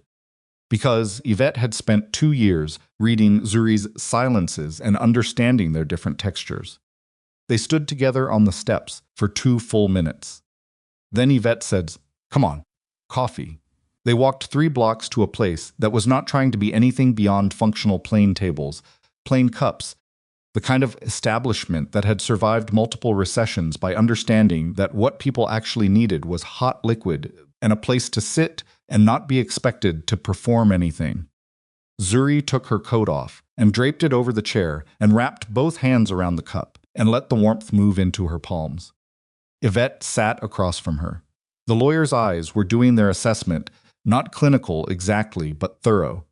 The look of someone who needed to know the condition of the person across from them before deciding what to say. "Talk to me," Yvette said. "I keep waiting for the feeling to arrive," Zuri said. "The big one. The one that's supposed to come when something like this ends. And there's just it ended. That's what I have." It ended. Yvette turned her cup in a slow half circle on the table. "That might be the healthiest response possible," she said. "You've been carrying this at full weight for 2 years. Maybe your system doesn't have the bandwidth for a dramatic response. Maybe it just registers the weight being lifted and starts resting." "He got 40 years, Zuri said. It was not a question. She was saying it to hear it outside of the courtroom, to hear it in a plain room without legal formality around it. Yes, he's 43. He'll die in there, probably. She drank the coffee. It was too hot, and she registered that fact and drank it anyway. "Sua sentencing," she said. "Next month. Given her cooperation after the arrest, the prosecution isn't opposing a reduced term. She'll likely serve between 4 and 6 years. Yvette paused. "You don't have to be there. I know. Dorian Pell's agreement holds. 8 years, likely 6 with good behavior. Celestine Marsh has full immunity. The Meridian Freight intermediary Hale told me yesterday he's accepted a plea. 3 years. Zuri looked at the table. She was doing the math in her head not of years, but of people. How many people Seong Jai had required to execute the thing he had executed? How many people had known, in full or in part, and had taken the money and done the thing they were paid to do, and told themselves whatever they needed to tell themselves afterward? Dorian Pell had switched a record in a database and received 250,000. Celestine Marsh had mislabeled 2 tissue samples and received 60,000 and a clean exit from the city. The Meridian Freight employee had served as a contact and received whatever his compensation had been. Su'a had architected the operational structure and received until her arrest the continued standing of a woman who had done something terrible for someone she loved and had not yet been made to account for it. All of them had participated in a plan to kill a woman using her own doctors as the instrument. And all of them, except Seong Jai, would eventually walk out of a correctional facility and continue their lives. Maribel's family, Zuri said. Yvette's expression shifted in the way it shifted when she was handling something that did not have a clean legal category. Gerald Knox issued a statement through his attorney this morning. He said the verdict was the closest available approximation of justice for his wife's death, and that he hoped the result would lead to systemic changes in pathology protocols that would prevent other families from experiencing what his had. That's a careful statement. He's a careful man, Yvette said. He's been through a great deal, and he's handling it with enormous dignity. Zuri was quiet for a moment. I want to reach out to him. Not now, not today, not while everything is still this raw. But eventually, when some time has passed. That's your decision, Yvette said. There's no legal obstacle. Just be thoughtful about what you're asking from the interaction and what you're prepared to give. I'm not asking anything from it, Zuri said. I just don't want Maribel to be, I don't want the only context she exists in my life to be the legal context. She deserves more than being the name on the documents. Yvette looked at her for a long moment. She's going to be on more than documents, she said quietly. You know that. Zuri did know that. She had known it for months, in the way ideas lived at the peripheral edge of your attention when your central focus was directed at something urgent, waiting for the urgency to clear so they could move to the center. The idea was not complex. It was direct in the way that the best ideas were direct, not clever, not elaborate, just an honest response to a specific gap. She had spent 6 years before her marriage helping women navigate crises. She had spent the last 2 years learning, from the inside, that the crises she had helped people navigate were often connected in ways the existing systems did not account for that. The dynamics of a controlling relationship and the dynamics of medical coercion were not separate problems, but variations of the same problem, and that the women who were most vulnerable to one were often simultaneously vulnerable to the other, and that nobody had built a place specifically designed to hold both. She was going to build it. She told Yvette that afternoon, sitting in the plain coffee shop with the cold February light coming through the window. Yvette listened to the whole thing. Then she said, "You're going to name it for her." "For both of us," Zuri said, "Knox Lennox." Yvette was quiet for a moment.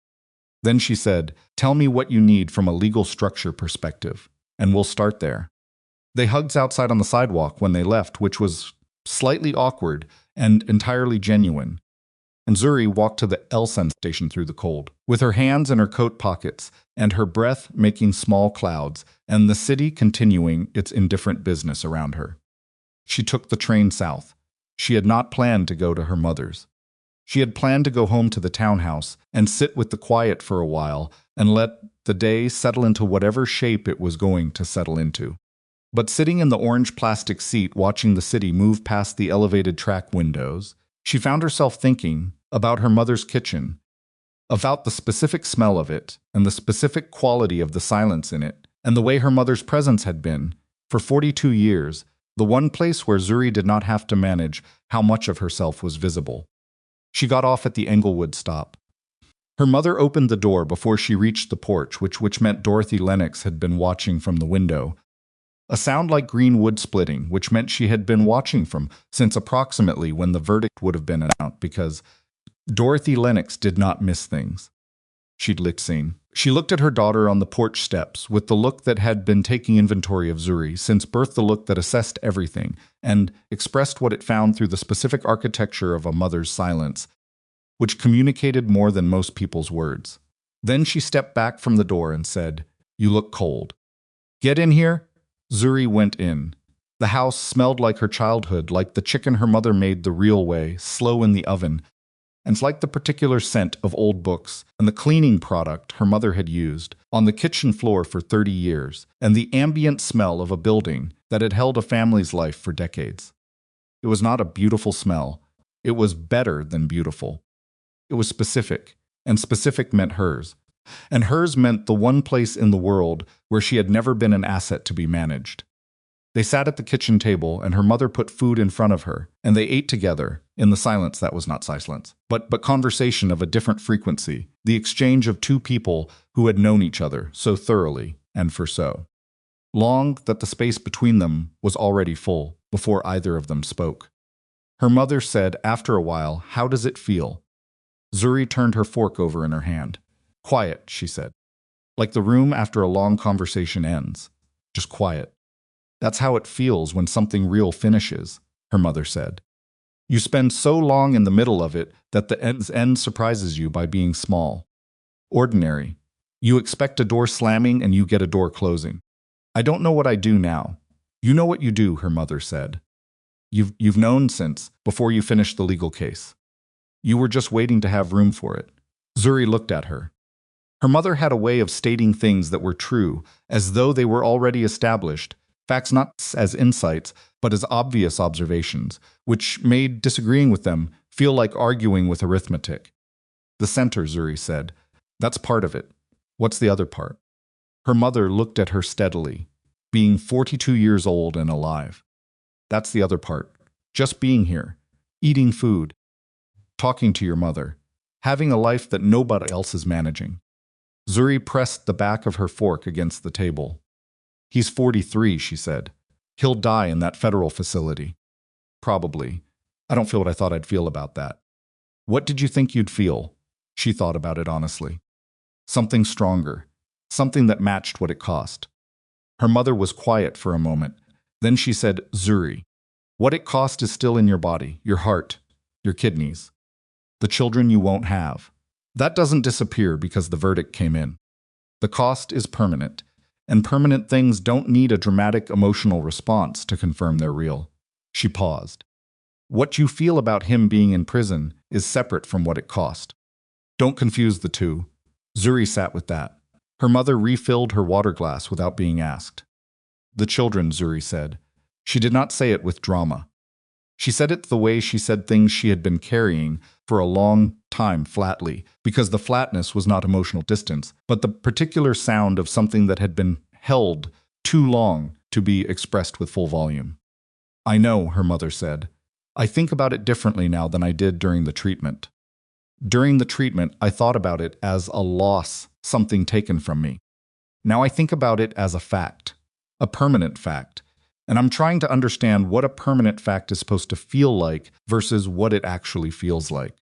"It feels like what it is," her mother said. "Some mornings it's grief. Some mornings it's just a fact. Some mornings it's something you haven't found the name for yet. All of those are correct." Zuri looked at her mother across the kitchen table, this woman who had raised her alone after her father left. When Zuri was 11, who had worked double shifts at the hospital where she was an aide for 6 years and had never complained about it in front of her children, who had stood at the front door of this house and stood at the front door of this school and watched her leave for college and watched her leave for the marriage, and had watched her, in a sense, for 42 years, with the particular attention of someone who understood that watching was the most complete form of love available. "I should have called more," Zuri said during the marriage. "I kept managing the distance, managing how much you knew, and I told myself it was protecting you. And it was really. It was what you needed to do to survive in that environment," her mother said. Not sharp, factual. "You don't apologize for surviving." "Mom, listen to me." Her mother's voice was even. "You were in something that was designed to isolate you. It worked partly because that's what it was designed to do. The fact that you came out of it with enough of yourself intact to walk into a federal building with a folder full of documents and take that man apart, that's not something to feel guilty about. That's something to understand clearly. She paused. You protected me in the only way you could. I was never unaware of that. Zuri looked at the table. I knew, her mother said quietly. Not the specifics, but I knew. A mother knows when her daughter is diminishing.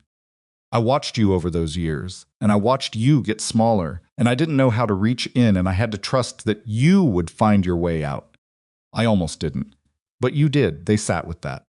After dinner, they watched television, an old film neither of them had seen in years. Something from the 90s with familiar faces in unfamiliar situations, the kind of film that required nothing from its audience beyond presence. Zuri sat on the couch beside her mother, with a blanket across her lap, and watched the screen and felt, gradually, the day settle into her body and stop needing to be held separate from it. She stayed for 4 hours. When she left, her mother stood at the door and watched her get into the car, and did not go inside. Until the car had turned the corner, which was what she had always done. Which was an act of watching so habitual and so constant that Zuri had stopped registering it consciously and felt it instead as a background condition of her life, the knowledge that somewhere behind her there was a person whose attention on her was permanent and unconditional.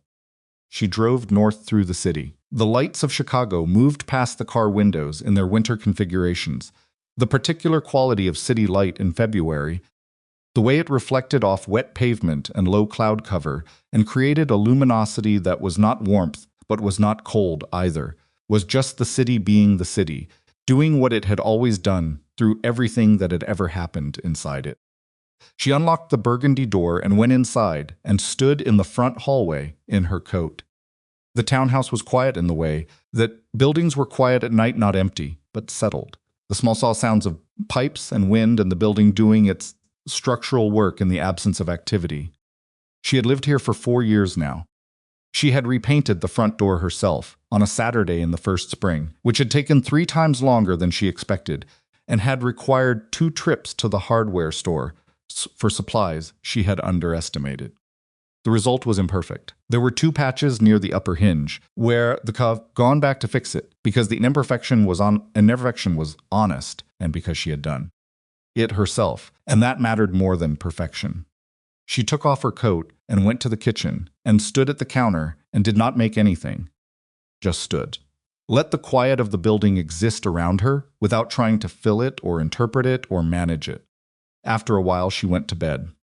She lay in the dark and listened to her own heartbeat, the familiar rhythm with its familiar imperfection, the occasional skip that her cardiologist had monitored for 4 years and described as stable, unlikely to worsen, unlikely to fully resolve. She had made a kind of accommodation with her heart's irregularity. It was honest about what had been done to it. It was still working. She fell asleep before she expected to. The months that followed the verdict had their own texture, not easy, not dramatic, but real in the particular way that real life was real, which was to say unglamorous and specific and full of practical requirements that did not wait for emotional readiness. She filed the incorporation paperwork for the Knox Lennox Survivor Center 8 weeks after the verdict. Yvette handled the legal structure. Zuri spent 3 months finding the space. She looked at 11 properties before she found the building on West Grand Avenue, a former law firm space that had been vacant for 8 months, utilitarian and unbeautiful and structurally solid. She signed the lease on a Tuesday in April and stood alone in the empty space afterward, looking at the scuffed floors and the window that needed resealing and the wall where the previous tenants had removed a built-in cabinet and left a rectangular patch of different colored paint. She thought about what would fill the space, not aesthetics. She had made that decision early. The money went to staffing, to the medical liaisons, to the attorney's law school clinical program who would rotate through on a volunteer basis. She would hire 4 full-time advocates and 2 part-time medical liaisons. She would build a specific protocol for women navigating medical situations in the context of abusive relationships, a protocol that did not currently exist anywhere in the form it needed to exist. because the systems that were supposed to address these issues addressed them separately, as though a woman could be cast to partition her crisis into neat categories when the reality of her crisis was that it was all one thing. She hired her first advocate in June, a woman named Portia, who had spent 7 years at a domestic violence organization, and had, in that time, become aware of how often her clients' medical situations were being weaponized by their partners, and who had spent those 7 years being frustrated by the absence of any systemic response to it. Portia walked through the space on her first day and looked at the circle of chairs set up in the main meeting room and said, "This is exactly right." She hired the second and third advocates by July, the fourth by September. The center opened in October. The opening was not an event. She had considered an event a ribbon cutting, an announcement, something that acknowledged the significance of the beginning. She had decided against it because the center was not about significance. It was about function, and the first function it needed to perform was being available to the women who needed it, and an opening event was about everyone except those women. She unlocked the door at 8 in the morning on a Tuesday in October, and Portia was already inside, having arrived at 7:30. And the coffee was made, and the intake forms were printed, and the chairs were in their circle, and the center was open. The first client came in at 9:15 and had a hair fracture in her left wrist that her husband had explained to the emergency room physician as a fall.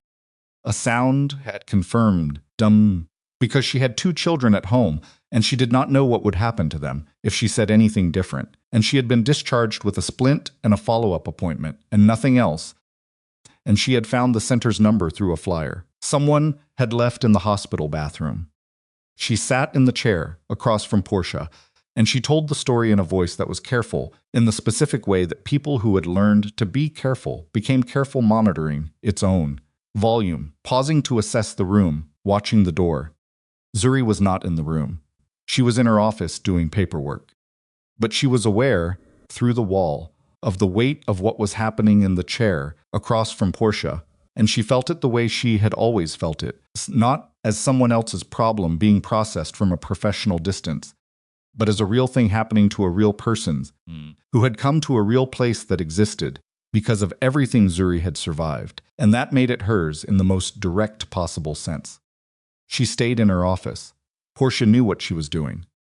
That was why Zuri had hired her. The first 3 months were, what the first 3 months of any new organization were, the gap between the idea and the reality, the places where the systems did not work, the way the planning had assumed they would, the adjustments, the corrections, the late nights and the early mornings, and the gradual understanding that the thing was actually functioning, actually helping people, actually filling the gap it had been built to fill. By the end of the first year, they had served 47 women. 31 had been helped to navigate medical situations. 22 had received legal advocacy support. 14 had been connected to housing resources. 9 had been helped through the process of obtaining protective orders. Zuri put the numbers on a piece of paper and looked at them and felt, for the first time since the verdict, something that was not quiet but active, not triumph, nothing so simple, but the particular satisfaction of a thing working the way it was supposed to work, of effort producing result, of the worst thing that had ever happened to her being converted, imperfectly and expensively and without clean redemption, but genuinely, into something that protected other people. She called Denise that evening. Denise was 40 now and worked in public health and had a daughter named Simzone who was 7, and who was, in Zuri's experience of her, complete and specific human being with strong opinions about horses and building blocks and the correct way to eat macaroni and cheese, which was from the box but with butter instead of the packet, because the packet was, in Simone's assessment, not right. 47 people, Denise said, in the first year. Zuri, I know. A pause. Then Denise said, "When do I get to come see it?" "Saturday, if you want. Bring Simone. She can tell me what's wrong with the furniture." Denise laughed. It was the laugh Zuri remembered from college, unguarded, fast, slightly too loud for indoor spaces, the most honest sound Zuri had heard reliably for 20 years. Friendship had taken time to rebuild after the marriage and the treatment and the long withdrawal, and the rebuilding had required conversations that were not comfortable. about the distance and the silence and the version of Zuri that had stopped being reachable. Those conversations had happened on a Wednesday evening in Denise's apartment with wine and without resolution, except the resolution of having said it, which was sometimes all resolution meant. They had come back to each other. That was what Zuri thought, walking through the rooms of the center on Saturday, while Simone assessed the furniture with the seriousness of a 7-year-old consultant, and Denise walked beside Zuri and asked questions and listened to the answers.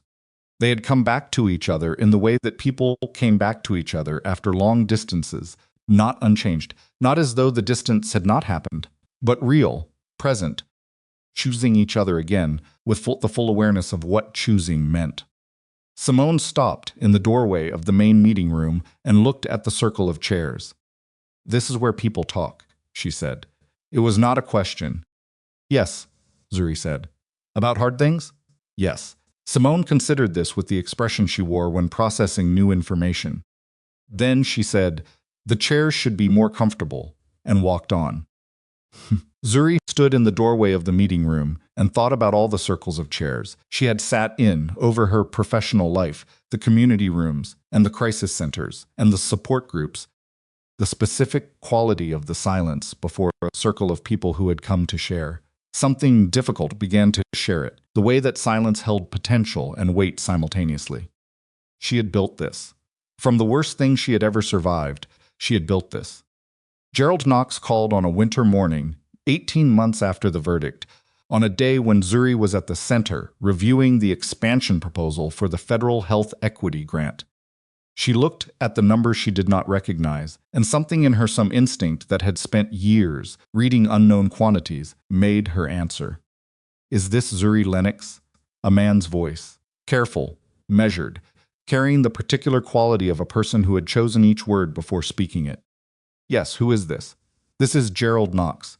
The room became very still around her. She had thought about what this conversation would feel like when it eventually happened. She had not anticipated the specific quality of it, not heavy, not charged with the weight of legal history, but human in a way that legal history often obscured. Gerald Knox sounded like a person who had been through something enormous and had arrived, not at the other side of it, because there was no other side, but at a place within it where he could breathe. She stood up from her desk and walked to the window. "Mr. Knox," she said. "I'm glad you called." He told her that his younger daughter Maya had visited the center. That Maya had come home and sat across from him at the dinner table and told him what she had seen. And that what Maya had described the way Maribel's name was used, the care with which it was present in the center's work, had moved him in ways he had not been prepared for. She said Maribel felt like a person there, Gerald said. Not a case number, not a legal precedent. A person. She was, Zuri said. I never met her, but she was. They talked for a long time. He told her about Maribel, not the legal version, not the medical record, but the person. Maribel had worked as a school librarian for 19 years. She had strong opinions about picture books and even stronger opinions about the cafeteria's pizza. She had been teaching herself watercolor painting in the 2 years before she became ill, and had produced, in that time, 11 paintings of wildly varying quality that Gerald still had hanging in the hallway of their Oak Park house, because every single one of them was unambiguously hers, which was more important than whether they were good.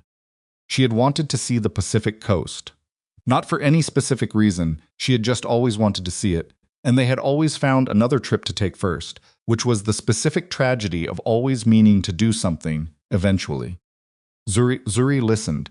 She understood that Gerald was giving her something by telling her this, giving her the full dimension of who had been lost, not just the legal fact of it. She received it carefully, the way you received something that could not be replaced. My daughter wants to volunteer, Gerald said. Maya. She's finishing nursing school in June. We'd welcome her, Zuri said. Our medical liaison program, she'd be a fit. She needs to do something with it, Gerald said. She's like her mother. Can't just carry something. Needs to put it somewhere useful. That's a good instinct.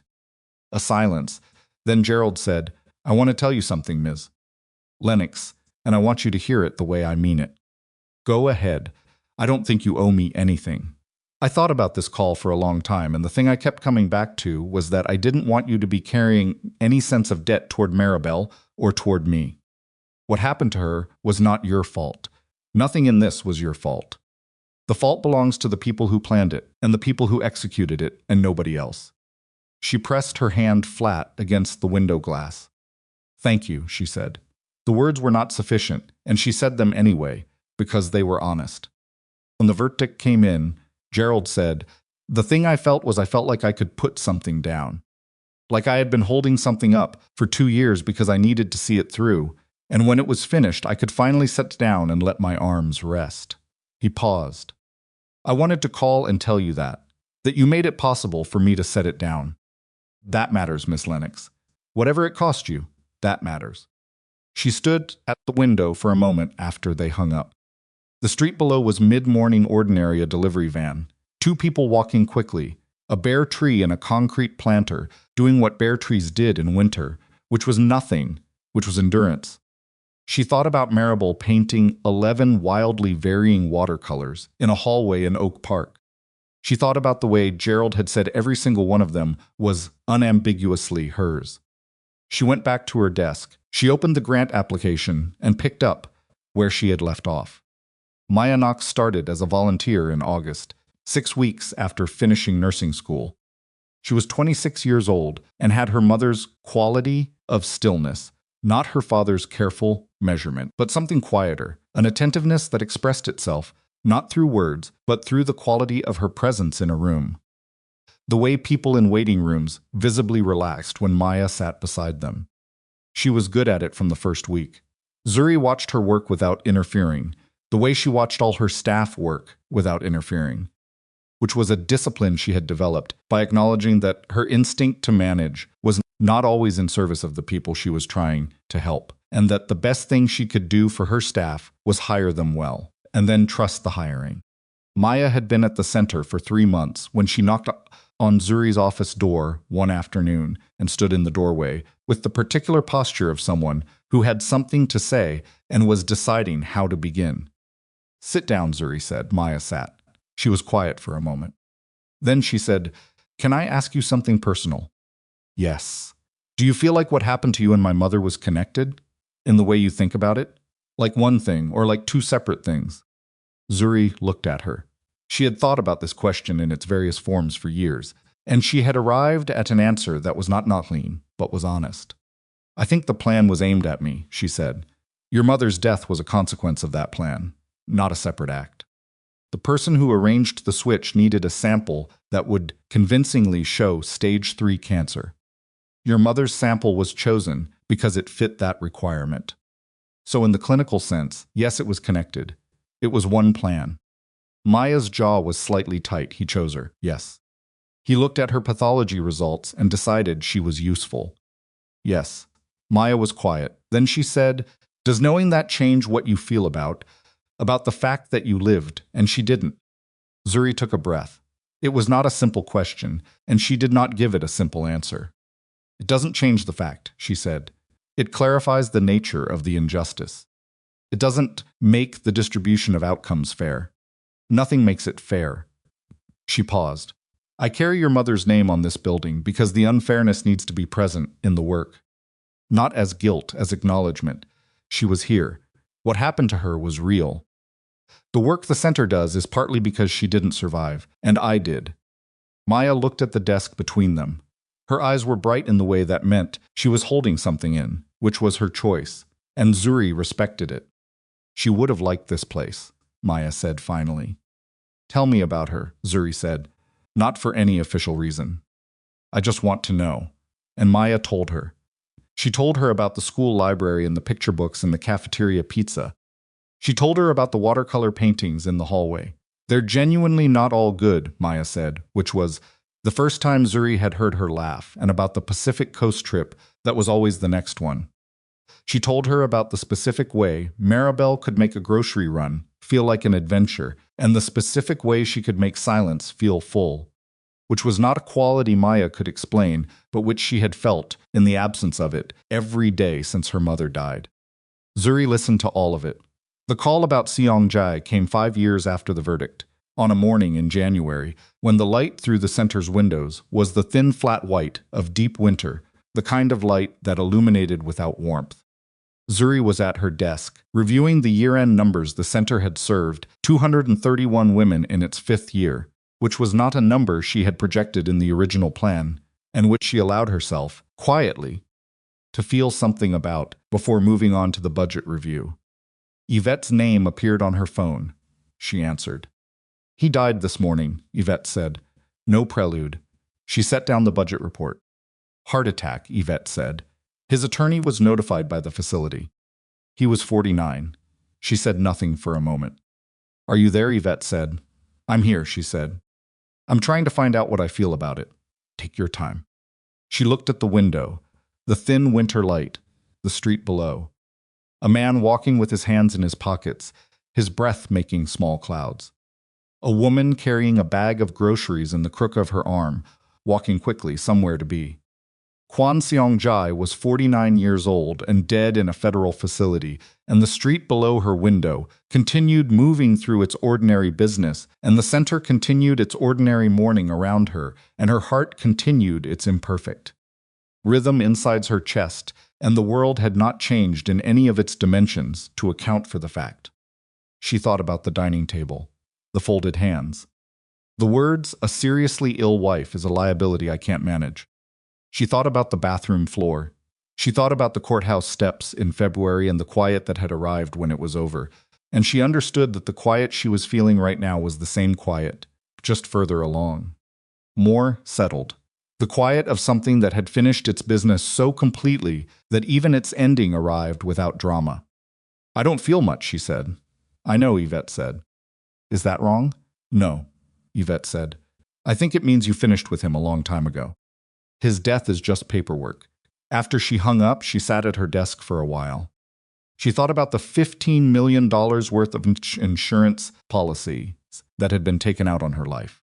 She thought about the $250,000 that had moved through Meridian Freight to Dorian Pell, and the $60,000 that had moved to Celestine Marsh, and the years those transactions had represented years of planning, of patience, of building a structure designed to look like a series of ordinary misfortunes that accumulated, tragically, into a widow's grief and a husband's insurance claim. He had been so careful. He had been so certain. She thought about what he must have felt, sitting in that courtroom, listening to 12 strangers find him guilty on every count. She had watched his face during the verdict, the same flat control she had always known, and she had seen briefly, in the moment after the first guilty landed, something move underneath the control. Not remorse. She had meant that when she said it. But something. A crack in the certainty. The first moment, in perhaps his entire adult life, when the structure he had built between himself and consequence had failed to hold. She hoped it had been significant for him. She hoped that in the years between that courtroom and this morning, he had had time to sit with what he had done in the specific that people sat with things when there was nothing else to do and nowhere else to be. Not because she needed his suffering. She did not. She needed nothing from him anymore. But because suffering that recognized its own cause was the closest thing available to accountability, and accountability was the only currency that mattered in the arithmetic of what had been done to Maribel Knox, who had painted 11 watercolors of varying quality in a hallway in Oak Park and had never seen the Pacific coast. She got up from her desk. She went to the window. Chicago was doing what it always did, the traffic on Westgren, moving in both directions, a bus at the corner shelter, 2 pigeons on the ledge of the building across the street, the city going about its business with the magnificent indifference that had been the backdrop of her entire life. Through all of it, through everything she had lost, and everything she had rebuilt, and everything that was still imperfect and ongoing. She was 42 years old. Her heart required daily monitoring and would for the rest of her life. Her kidneys showed markers that her nephrologist reviewed every 6 months and described as stable, which was doctor language, for managed rather than resolved.